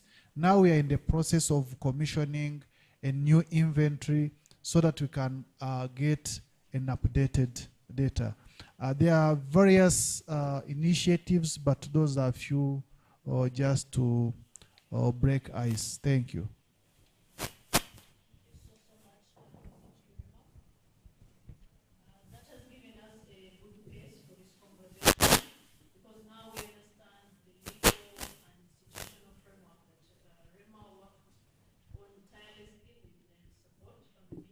Other agencies as well as development partners. We have had successful initiatives from him on something that we can learn from as partners and as institutions such as those in academia. So allow me, Mr. Alfred, to come to you. We do acknowledge that MINEFRA plays a crucial role in addressing air pollution through the development of clean technology solution-oriented policies, particularly in the transportation sector. How do you collaborate with other government agencies and organizations to scale up the use of clean technology? Thank you so much, Honorable Minister. Thank you, moderator. There are a lot of achievements on the side of policy, but also clear actions, concrete actions. I highlight some of them. Then I will also mention how we collaborate with other providers, mostly with ministry work with both public institutions and also the private sector. One of the key achievements is the strategy. It's the strategic paper that was adopted by the cabinet in April 2021. The strategic paper was about introduction of electric vehicles. As you don't remember, it was amid COVID, but the government took a very strong decision, which I think is about the introduction of electric vehicles, and the paper provided for incentives that are still now into force. As we were struggling with the COVID-19, deciding on waiving all taxes, it was a very strong commitment from the government. That's when we started. Of course, there were some players in electric mobility, in electrification of transport, but that's when we started having a lot of electric vehicles, electric motorcycles, meaning after the approval, the adoption of the strategy on introduction of electric vehicles. So the paper provides for a lot of incentives. Some of them are the charging infrastructure, or let's say the electricity cost for electric vehicles, which was capped at industrial tariff, which is in 93 in France, which is like a third of the normal electricity cost, which is a very good incentive. Another key incentive was the tax exemption. All electric vehicles, including the hybrid, they are exempted. be VAT, be other customs. That is really a very good incentive. And allow me to say that this was the first one, if not the only one, very big incentive for electrification of transport in the region. I think you are even still the ones in the ESC having such kind of incentives. The paper also provides for other incentives where we are planning to offer free public land. Of course, as you understand, we work with the Ministry of Environment. We're working together to see how we can avail the public land for chargers countrywide, starting in the city of Kigali, but also in the other areas. So this shows how we work with the Ministry of Environment. But also when we're working on this paper, we involved a lot of stakeholders, but the key ones are Ministry of Environment, REMA also, they provided a lot of data. When the DDG mentioned about the inventory, the paper based on that inventory, where we showed that the transport in urban areas was a key contributor to air pollution. I think that pushed also other stakeholders to join our efforts to electrify transport. Currently, we're working on another that I can also mention as an achievement. We're working on a charging infrastructure master plan, which we think it's among the key enablers of electrification of transport. So in this endeavor, we work with different institutions. Of course, the Ministry of Environment remains among the key institutions working together. REMA, RNP, a lot of public institutions. Why we undertook such study? Because you cannot, let's say, ask people to acquire electric vehicles while you don't have the charging infrastructure. We might not be able to invest in a charging infrastructure, but at least by putting in place a conducive environment where we show people that based on the, let's say, the analysis, based on the expertise, international expertise, we want to advise people where they can put charging infrastructure so that people having electric vehicles can be able to have access to charging infrastructure. This will lead to fast adoption of electric vehicles. We are also working with public institutions, as per the paper I talked about, to motivate them to acquire electric vehicles, to phase out the internal combustion engine vehicles and adopt electric vehicles. This cannot be achieved once you don't work with the private sector to scale up charging infrastructures throughout the country. We also work together with the city of Kigali. As it was mentioned, in urban areas, we have a lot of emissions. Some of the emissions from vehicles are due to congestion. So in the pipeline, we have a project to have dedicated bus lanes, which we think will contribute a lot to reduction of emissions. Because once you have, let's say, dedicated bus lanes, people will be motivated to use big buses. Using buses, but also increasing the business speed, this will really contribute to the reduction of emissions. So we also work with the researchers with the University of Rwanda and in different endeavors to make sure that what we're putting in place, be in our laws, be in our policies, we are informed by, let's say, by different institutions having different expertise. Maybe I can stop by here and we'll come back also to other achievements we have so far, but also other institutions working together. Thank you. Thank you very much, Mr. Byiringiro. I think he has been very clear in helping us understand how Minefra has played a very crucial role. I think we also, with the strategic paper, a lot of involvement of the private sector and everyone involved in introducing e-mobility in Rwanda. This is something that we appreciate. We appreciate that you are upscaling the infrastructure. Thank you very much. I don't think I have to remain here.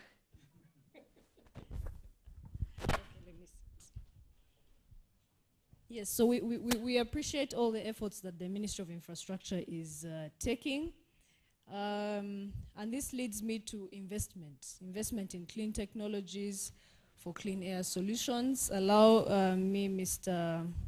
Ben Michael, to ask you to shed more light on what are the most promising clean technologies that are being introduced in Rwanda, and how can we align these technologies with local needs and our local context here in Rwanda. Thank you. Thank you very much, moderator. With all these incentives that have been talked about by Engineer Alfred, the incentives that have been availed by the government of the Republic of Rwanda, the private sector has tapped into this, and Honorable Minister alluded to it in her keynote address.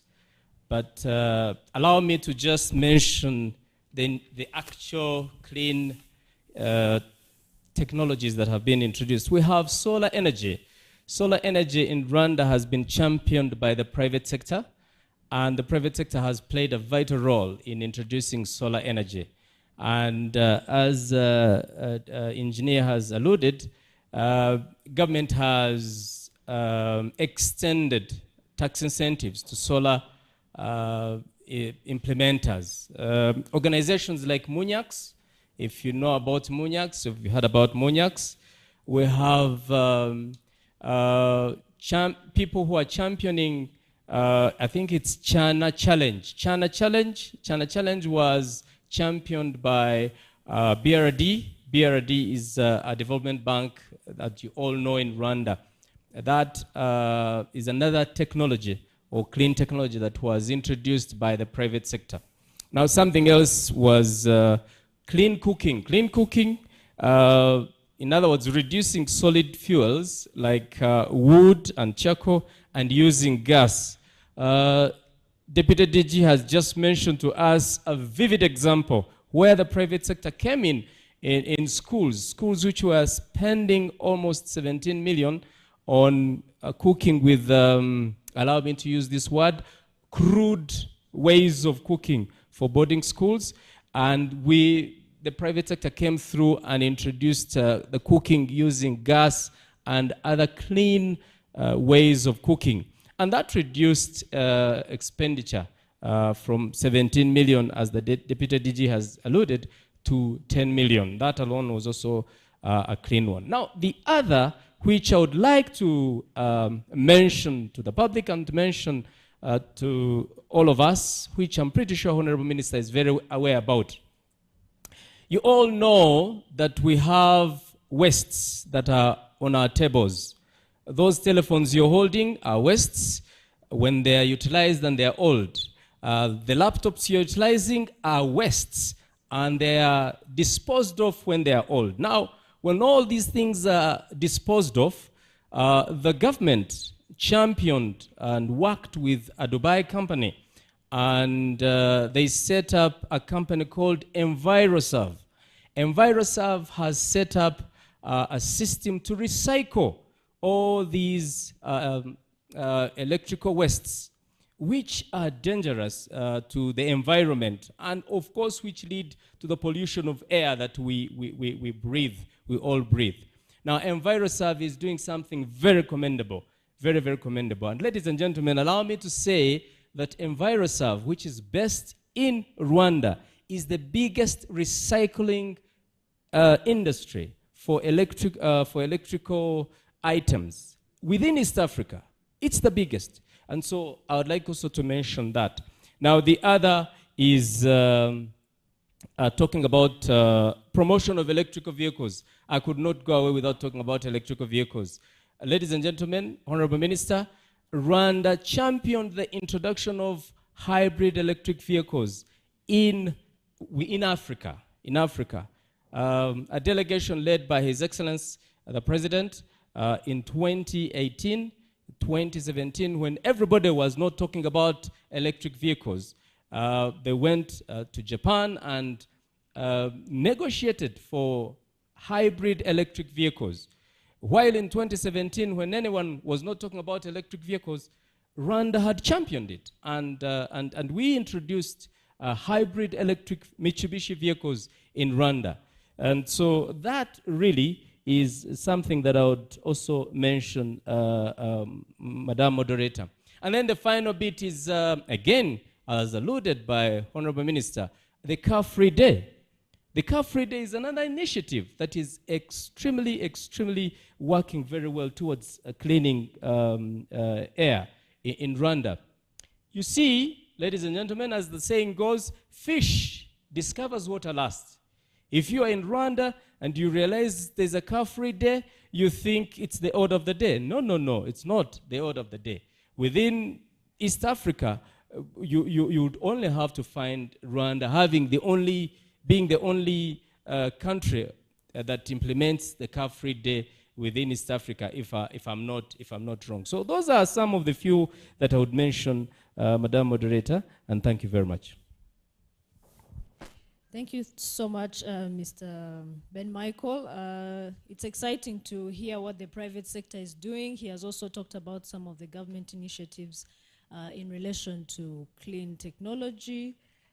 I think what EnviroServe is doing, our car-free days, clean cooking technologies that are coming on board, even solar, this is something that we're all happy to be a part of. Dr. Vuningoma, although you are far from me, it's a two-part question that I would like to ask you. We are happy to have you so you can talk about the standards on air quality and help us understand better these standards, because we are only seeing codes in Deborah's presentation, but if you can briefly talk about the key air quality standards that RSB has developed, if there are any you are thinking of in the near future, we would also like to hear about those. Very, very briefly. Thank you. Okay. Thank you. Thank you, moderator, for asking me that question so that I can share with this audience of the standards that are in existence and which allows institutions like LEMA to regulate the air quality in Rwanda. As we all know, standards are important tools when it comes to establishing a regulatory framework. RSB, in partnership with REMA and the other stakeholders, have developed a number of standards to address the issue around air quality in Rwanda. There are so many standards, but I want to mention just three which are critical and relevant for today's event of Blue Sky, Clean Air for Blue Sky. The number one standard is called RS 751. It specifies limits on air pollutants that are emitted from industries and from other stational sources like incinerators, power plants, thermal power plants, and the other sources. It put limits on pollutants such as sulfur dioxides, carbon monoxides, VOCs, and the other pollutants. That's number one standard, which is actually being used by LEMA in conducting inspection in industries. It's very, very important. The second standard is RS 10047, which specifies limits for pollutants from vehicles, or categories of vehicles which use internal combustion engines, from passenger cars, light and heavy duties commercial cars, and offloads machineries like tractors, agricultural tractors. So it is also a standard that is being used by the National Police to inspect the exhausts from all categories of cars. The third standard, which is also very important, is RIS 290. It's a standard that regulates the performance of a cook stove in terms of thermal efficiency as well as the potential for air pollution. That is also a good standard that we are currently using in certifying cook stove. There are many projects that are running currently between RSB, Minifra, as well as LEG and BRD to certify cook stoves that are distributed to the local populations. Those are the three key standards. Of course, there are many other standards that are available at the RSP. I must mention that those standards are not developed by RSP alone. They are actually applicable not only in Rwanda, but also throughout the East Africa, because they have been harmonized across the East African countries, all the 6 East African countries. Okay. So on the second question on the future prospects, I think we have done a commendable job as Rwanda with regard to clean air, but we still have a lot to do when it comes to air quality in what I may call confined space.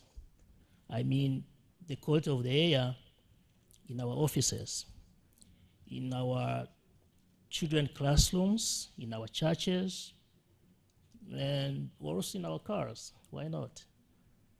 So we have a lot to do in terms of confined space, because it's very critical for the comfort of the people who occupy those confined space, because poor indoor air quality is a health risk. It causes transient illness like headache, fatigue, irritation, poor cognitive performance. So we have to deal with that as well, because we have done a lot in terms of clean air, but I think we have to look on the other side of the coin and address the issue of indoor clean air, because it's very critical for our population. So for Rwanda Standard Board, we have planned for this year and coming years to raise awareness on issues surrounding the indoor air quality. We have planned a number of standards, which of course we'll develop in partnership with LEMA and the other stakeholders, so that we can address those issues in indoor air quality, because it's very critical. If, for example, you go into some of our shopping malls downtown, you will find the air quality is really poor. So we don't even know what are the constituents of that air that people are breathing for more than 8 hours a day. So it's critical for us, and as RSB, we are intending to go into that direction, because we think it's very important for our population. Thank you. Thank you so much, Dr. Vuningoma. The audience, I hope we are still together. This session is to help you understand where we are, what we are doing as government and its partners in terms of addressing the very obvious issue, which is poor air quality. One last panelist before we get into now the challenges. What issues are we facing? Mr. Fabrice Barisanga, we would like to hear from you about what the city of Kigali is doing to integrate air quality considerations into urban planning, or what it is doing for the city of Kigali. All this is happening mostly in the city of Kigali. As you heard from Deborah, we have some hotspots in the city of Kigali, and there's a lot that the city of Kigali has worked on. We would like to hear from them what air quality considerations are being taken when it comes to urban planning. Mr. Fabrice. Thank you so much. Allow me to wish you a warm welcome to clean, smart, and safe city of Kigali. Basically, allow me to depart from two angles. One is the wise and forward-looking remarks from the minister, and also the interventions from the panelists, which demonstrated the conducive environment that the government has put in place, especially on legal framework, incentives, and so on and so on. At the city of Kigali, we have, in terms of air quality improvement, we have two key challenges. One is the dust pollution, especially as presented by Deborah, especially during dry season. The second is about the air pollution from vehicles. For the first one, we, as a city, we've embarked on a unique project to pave or to improve our road network, to pave them. One, you are seeing everywhere the machinery, but also we're working with the community to build their neighborhood roads, which we believe in the future will reduce the dust pollution related challenges. On the pollution related to vehicles, we have two interventions. One is to minimize the need of using private cars through promoting. Alfred clearly said we need to move to implement the dedicated bus lanes, which we are piloting them, one section from CBD to Remera by the end of this year, to see what are the challenges, the lesson learned before we scale it up in the entire city. In addition to that, you've seen a good number of incentives or a good number of actions that the government has taken in the city to bring more buses to reduce the waiting time. We are seeing a tremendous impact. On the electric mobility, we are now testing around, I would say, more than 10 electric buses to understand the technology performance of those electric buses. We are also doing a business model for the electrification of bus system in the city, which we believe by the end of this year we'll be having all data. Those are the actions taken by us as a city. But maybe to come back to your question, how do we integrate the air pollution concern into our urban planning? If you could recall, during the revision of the master plan, the city master plan, we are promoting transit-oriented cities or development, whereby you don't need to travel so many kilometers to get any service. Those are the kind of where you get schools, you get shops in one settlement. You've seen the Green City presentation, you've seen that all the development should be around the transit-oriented. That reduces unnecessary journeys to get the service. We have opportunity to the private sector, aligning with the theme of today, invest. We have opportunity investing into electric buses, electric vehicles. We are seeing a number of investors, Greenleaf being one of the pioneers, but we also have other investors into electric vehicles. We have a greenfield on electric charging infrastructures. We are calling on the private sector to grab that opportunity, learning from the incentive that the government has put in place.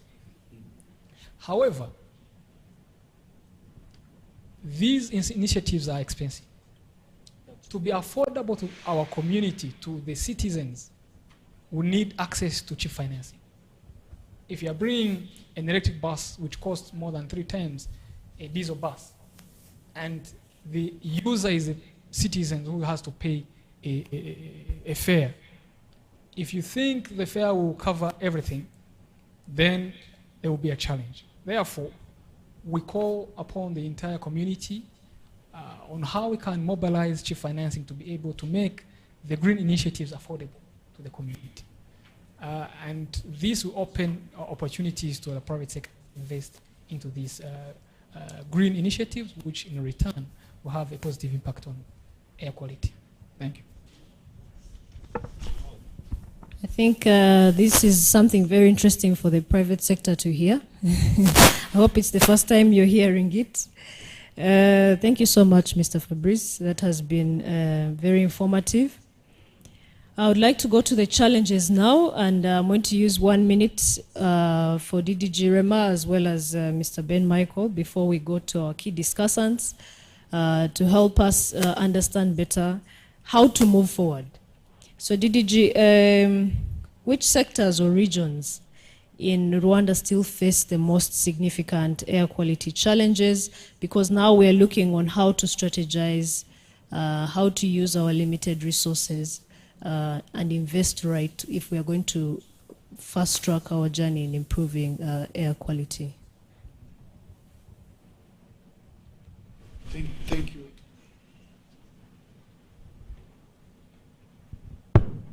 Thank you very much, moderator. Trying to elaborate more on challenges and sectors which are still challenged. I will not be far from what other colleagues said. The inventory we conducted in 2018 portrayed that the main source of pollution, air pollution, is in the cities from transport, and in the rural areas is from burning biomass. So still, I will refer to that. It is still the same challenges where we are looking at the challenges in 3 ways. One, the capacity of monitoring, as REMA is in charge of monitoring the air quality. We need to keep improving the capacity. As I said, we still have 16 districts which are not covered, which means the 31 air quality stations we are in the process of procuring. We'll make sure that even those districts which are not covered will be covered. The second is in terms of de-risking the business which can help us to reduce air pollution. From private sector perspective, incentives are paramount. Access to finance is very paramount to make sure that we are in line with the policies we are putting in place. Last but not least is the changing mindset of the people,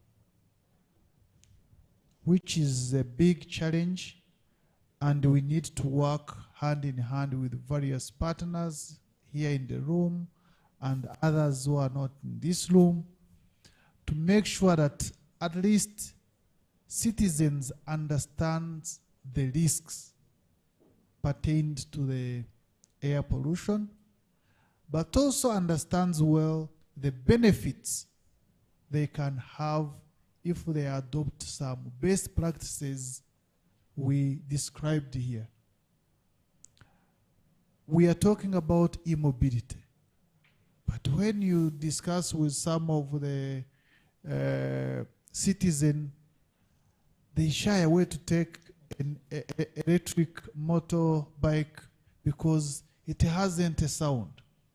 And just imagine, we are talking about the risk of damaging our respiratory organs. And him is talking about, I'm used to a motor which have a sound. I know that is moving. So mindset, changing mindset of people is very, very important, because those are citizens, but at the same time are the clients of private sector. You can bring in good technology, you can bring in anything, but if you don't start with showing them the benefits of shifting from business as usual to the new technology, we'll have the rate of adopting new technology will not be enough. Thank you. Thank you so much, DDG. I think he has been clear in the challenges and what we need to do. For sure, we have a problem of access to finance, problem of de-risking, these clean technology, business models. But surely, mindset, we need to, for sure. And I'm sure if you use an ICE vehicle, you can, or an ICE motor, you can switch and use that as an opportunity to teach those that are still using these harmful tools for transport, for example, to consider investing in cleaner technology. So just 1 minute, Mr. Ben Michael, before I move on to CSP Bernardel Sengiyumva. Please shed more light on the challenges that the private sector is facing. DDG has mentioned a mindset fixation of our mindsets, but what else in 1 minute does the private sector see as a challenge, in investing in clean technology? What is it that you're having trouble with? Thank you. Thank you, Madam Moderator. As you all know, the private sector is driven by profit, and we are not shy about that. We don't beat about the bush as a private sector. We are there. We exist because we have to make profits, and we are only stewards of people's money, and the people who avail us that opportunity to be stewards of the monies expect a return. And most of these technologies that we've been talking about are not cheap technologies. The city engineer has just mentioned to us that investing in an electric bus costs 3 or 4 times more than the ordinary bus. And so it's expensive. It's very, very expensive. And somehow the private sector sort of shies away from that. Yes, I will want to affirm what the Deputy DG has mentioned. Mindset. We're talking about mindset. And we bring these technologies and introduce them to the people who have a difficult mindset to adopting new technologies. Is it all bad? No, no, no, no. It is not bad. It is not very bad. They are people who have shifted and have been examples. And here, I would like to pause and commend REMA. REMA was the first government institution to adopt new technology. They adopted and they bought a hybrid electric vehicle before any government institution bought an electric vehicle. So we must commend you, Mr. DG. We really must commend you. You are not only talking, but you are walking the talk. And we must commend you, and that must be a challenge, and that ought to be a challenge to even other government institutions. Let us not only talk the talk, but let's walk the talk. REMA did it. They walked the talk, and they have an electric vehicle. I don't know any other. I don't know whether Minifra has an electric vehicle or RSB standards have an electric vehicle, but REMA have it. So we commend you. We commend you, REMA. Finally, economic growth can no longer be pursued at the expense of climate change and environmental degradation. Yesterday, you could pursue economic growth at the expense of climate change and environmental degradation. But today, you ought not to. So the private sector ought to wake up to realize that yesterday we could do that, we could pursue economic growth at the expense of climate change and environmental degradation, but today we definitely cannot do that. So the private sector has to wake up. Now, the private sector needs to be more intentional about implementing the ESG. ESG is whenever you're doing business, you have to be cognizant of the environment. Whenever you're doing business, you have to be cognizant of the social responsibility. And whenever you're doing business, governance has to be clear. And all those pillars of business are extremely very, very important. And I'm sure, Madam Moderator, they will enable us to overcome this fear of expense of new technology. As I conclude, ladies and gentlemen, government has not watched this and they are asleep. This year in June 2024, the government of Rwanda secured a sustainable loan from JP Morgan, 200 million euros from JP Morgan to support us, the private sector, to implementing the ESG framework through the African Development Fund. Now I want to repeat this so that everybody can know, because sometimes we do not know these things. In June this year, the government of Rwanda secured 200 million euros through JP Morgan and the African Development Bank. And why is this money secured? It's been secured purely for the private sector to strengthen ESG framework. Now, the call to us, the private sector, is to tap into this kind of advantages, to utilize these monies to implement ESG. If all of us implement ESG while doing businesses, I am pretty sure the road is clear. Thank you very much. Thank you so much for concluding on that. This is a call to the private sector to reach out and find out the details about this loan. Find out about the green initiative from the city of Kigali that Mr. Fabrice was mentioning, so that we can play our part in strengthening, whether it's the ESG framework within our businesses or participating in air quality improvement in Rwanda. So CSP Bernardin Nsengiyumva, allow me to shed light on the Motor Vehicle Inspection Center, because there are some who are not aware of the support that we receive from the Rwanda National Police when it comes to monitoring air quality and raising public awareness on the impact of these transportation tools that we use in Kigali or outside of Kigali.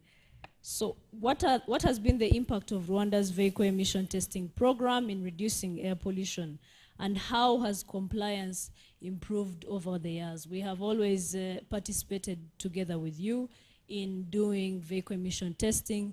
How has it improved over the years? If we can get a microphone. Okay. Thank you. We know that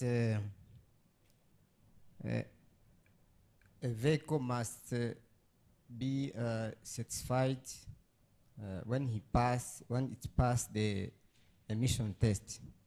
But in 2022, we have recorded that 13.3% of vehicle emission tests failed, and 86.7 have got passed.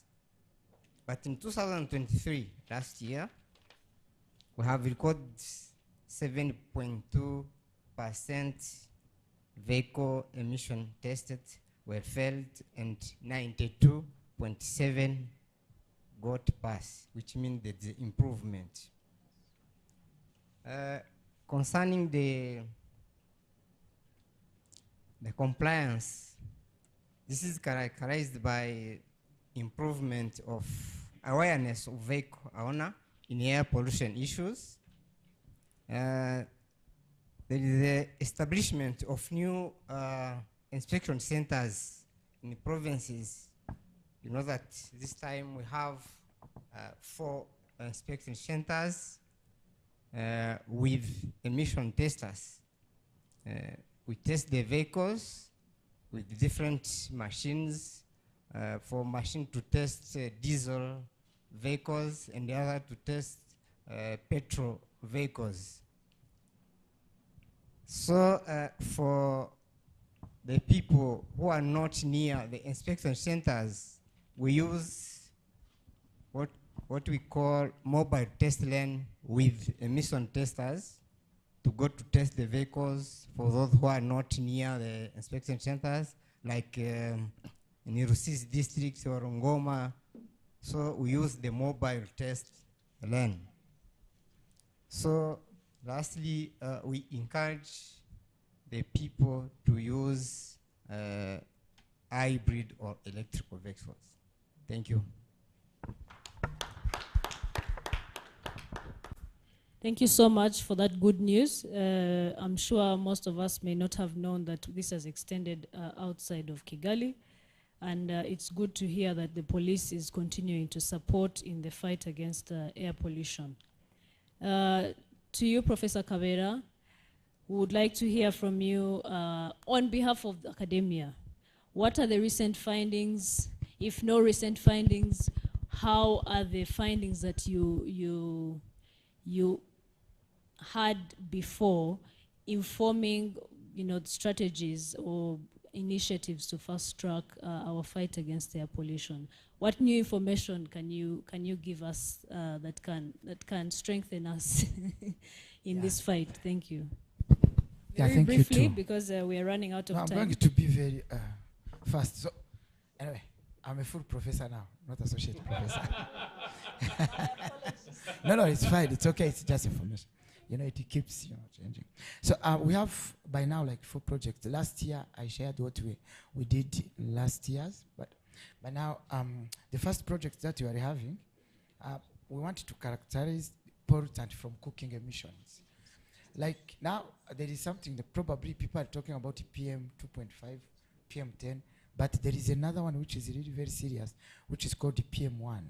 And that is very serious because it's small in size, but it has got surface area which is really very big.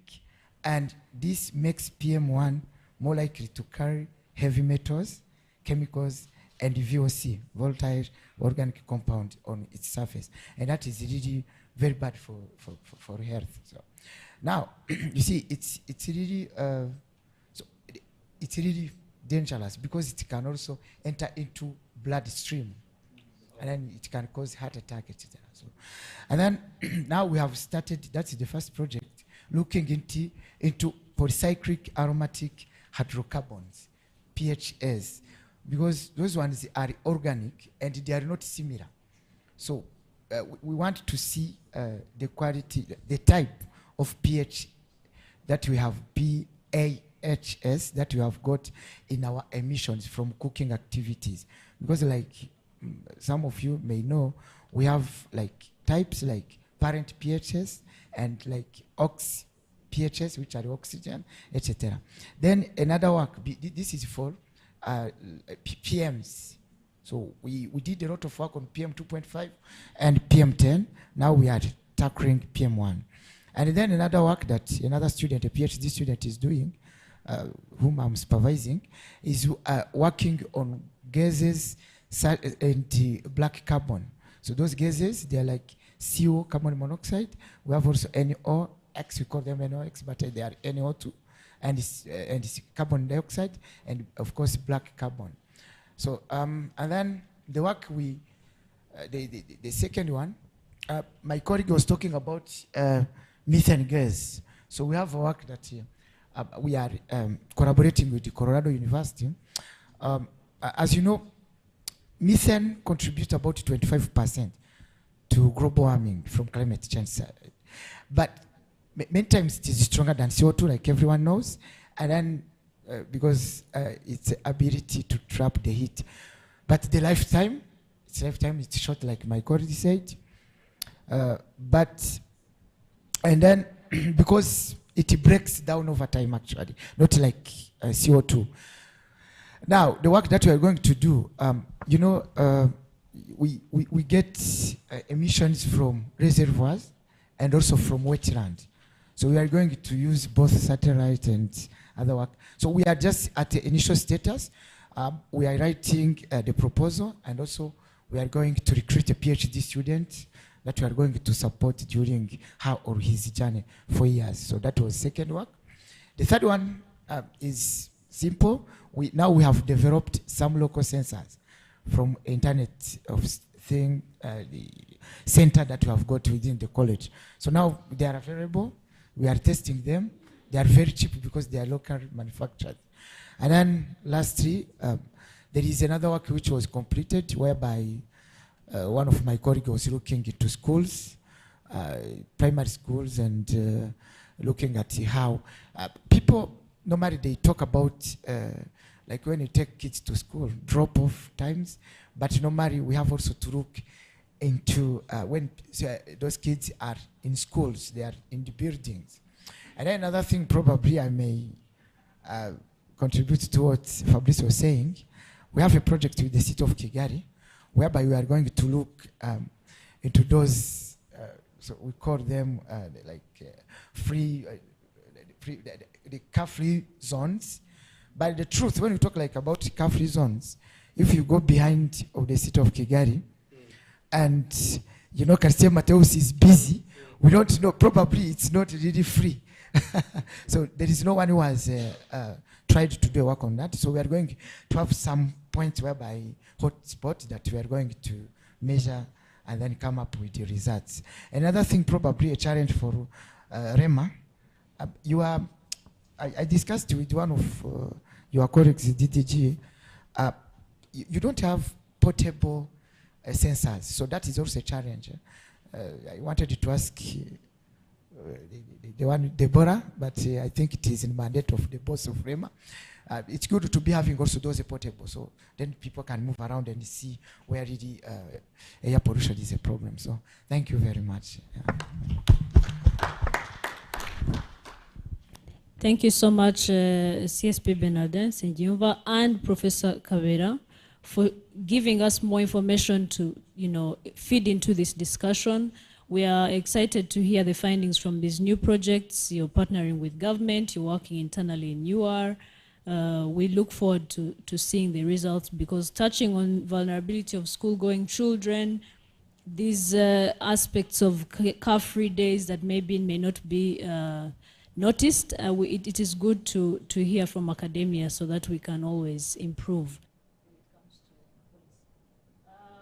Just two questions from the audience. You've had a lot from the government side. You've had a lot from the private sector. You have had a lot from academia. We're going to take two questions from you. Please mention your name, where you are coming from, and the panelists that you or key discussant that you would like to ask a specific question. Just very, very, very brief questions. Yes, thank you so much. I'm Safari Kagawa from the University of Rwanda. It's just not only the question, but also the recommendations. From REMA, you said, yes, you have the ambient air quality stations around the country, and we have initiatives of increasing them, which is good. As the professor says, can you add also the mobile sensors and the portable sensors? Because you have some vulnerable groups, like the motorcyclists, and also we have some sensitive places like the integrated craft production centers to Chidiro, and we have the markets, the car parks, so which is not covered by the ambient station, air quality stations. So if you have the mobile sensors or portable sensors that can be wearable by the participants, you can also have more information more than having these inventories you already have in 6 years ago. Secondly, can we have also a research-based initiatives? Because I'm saying this because some researchers, I do a research, my colleague is doing another research, but independently. So I access the research done on internet as you do. But if maybe there is a policy of, if I publish something, that can be important for REMA or for other stakeholders can be submitted directly to the institution for implementing based on the research, not only having it on the internet like other researchers. For the city of Kigali, I see the car-free days and the other initiatives like the Kigali Run initiative, but as we saw for the first presenter, I said we have the high levels of pollution during the night. And the night run is somewhere where it's the place where we have high levels of pollution more than the daytime. Can you also think about having the Kigali Run night where having high levels of pollution compared to daytime? So we may see that we are in sports, we go to play time, but also exerting high pollution levels compared to other time of the day. Thank you so much. One more question, and then our panelists can answer questions.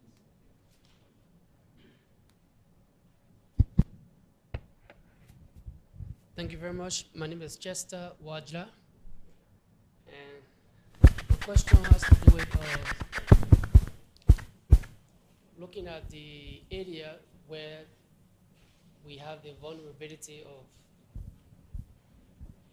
gas emission, like air pollutants, with respect to methane. So I'm looking at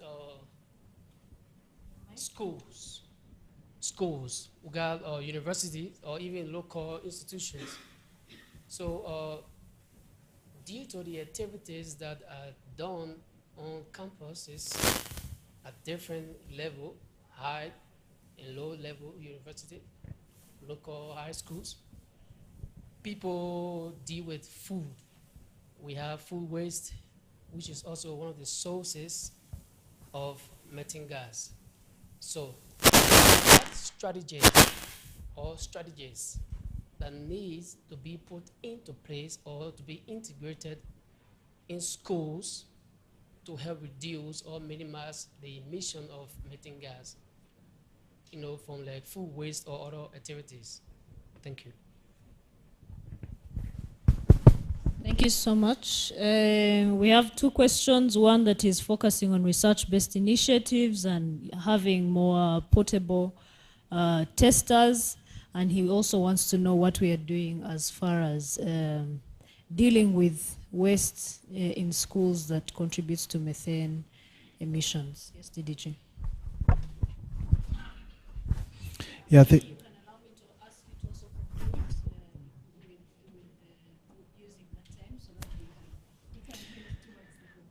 yeah, thank you very much, colleagues. Safari, you mentioned about the mobile sensors. As of now, we have vehicle emission testers which are mobile, which we provided to our national police. But as Professor Kabera said, we need also sensors for ambient air which are mobile, and we took note of that, and in the future perspective we need to have them. However, some of those stations, if deemed necessary, we shift them. So I remember when we had volcanic eruption, we fixed most of those sensors to the vehicles, to our vehicles. So we had various tours in that area, Rubavu, Karongi, just to make sure that we get the situation of that area. So we took note that we are going to look for those mobile testers. which are standalone mobile testers, instead of just moving the stations. For schools, there are two ways. Through mainstreaming of environment and climate change in the schools, in the school curriculum, we worked hand in hand with the REB to make sure that air quality as one subject of environment is integrated in the curriculum, so that kids can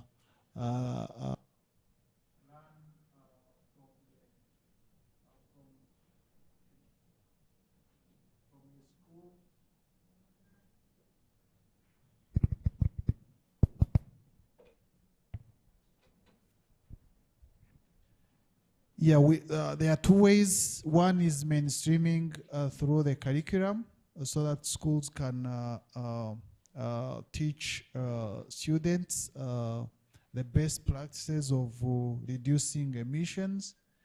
But on the other hand, when it comes for methane,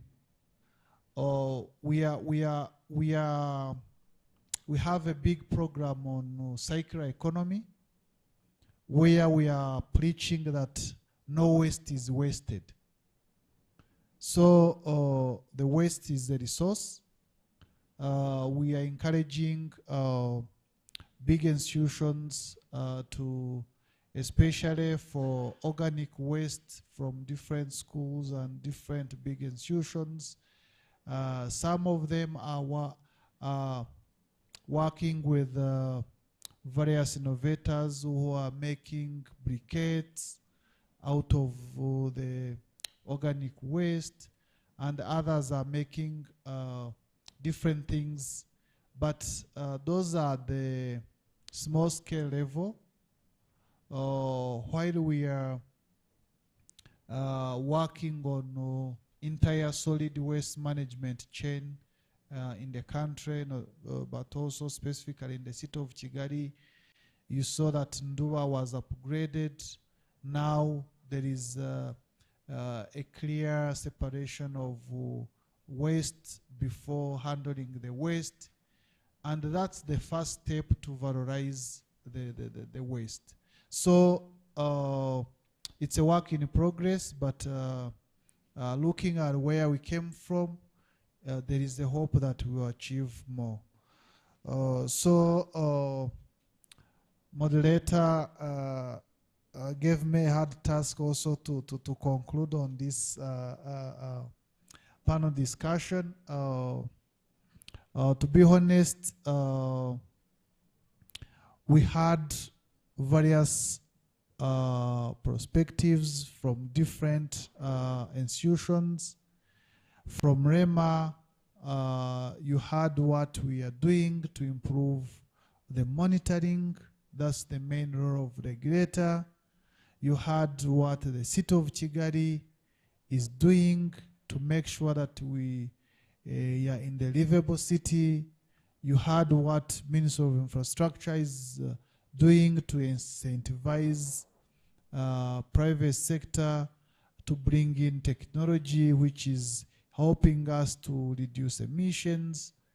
You had RSB, how we are working hand in hand to put in place standards. But having standards is one thing, but also enforcing those standards is another thing. So we need to join hands. Finally, our economy is a private sector-led economy, whether we like it or not. So we can't achieve any milestone without associating private sector. Whatever we are talking about here, from government institutions, we are just offering a conducive environment for private sector to work. So we got a chance to get the insight from Greenleaf, but we have also other key partners who are in the private sector, who are working tirelessly to bring new innovation. We know that the government of Rwanda also is trying its best, especially on accessing climate finance. You know that we launched IREME, which is a private sector facility under RDB and Rwanda Green Fund, to make sure that we access finance to implement the good policies and strategies we have. So in the team there is no I. We need to work together. And finally, we need to come back to the theme of the day: invest in the clean air now. Don't wait for tomorrow. Invest in the clean air now. That's maybe the final message I can give. Thank you.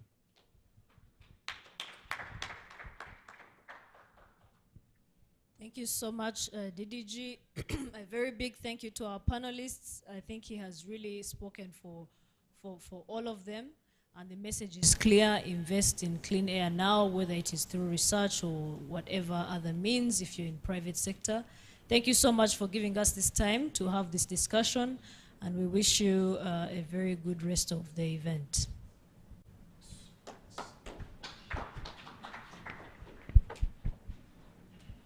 A bigger hand clap for our panelists. Even for our moderator.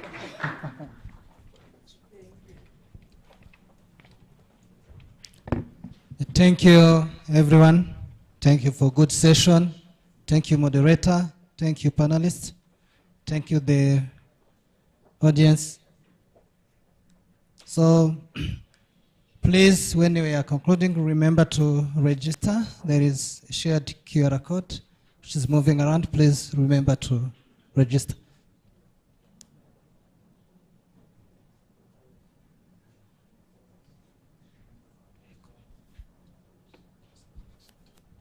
So let's welcome the DDG to give us a concluding remark. Welcome, DDG. Yeah, murakoze, nagira ngo mfate umwanya muto cyane. Nshimire cyane, nshimire abantu mwese mwitabiriye ubutumire. Ntago biba byoroshye, abantu bafite akazi kenshi, ariko kuba mwitabiriye buno butumire ni ikimenyetso gikomeye ko you are valuable partners. Ikindi nanone hari commitments, hari byinshi byavugiwe ahangaha, ntabwo dushaka ko biba amasigara cyicaro bisigara muri iyi room. Our doors are open. If there is any good idea you have to give to Minister of Infrastructure, Alfred is around. Even the entire team of Minenfra, the doors are open. If you have a brilliant idea you want to give to Rema, we are open. Please feel free. I want also to thank our colleagues from AIMS. Thank you for the good job you are doing. Thank you for the good partnership. And we are looking forward to get the roadmap, the two plans as early as possible so that it can inform the rest of the work. We are in the process of we have so many activities in these 2 weeks. We are celebrating today the Clean Air for Blue Skies. On 16, we will be celebrating Ozone Day. So we have so many activities going around, and we would like to invite you to participate fully. And I take this opportunity to thank also participants who participated virtually. we had a big turn up from Livestream, and thank you very much for taking your time. So enjoy your meal. Thank you.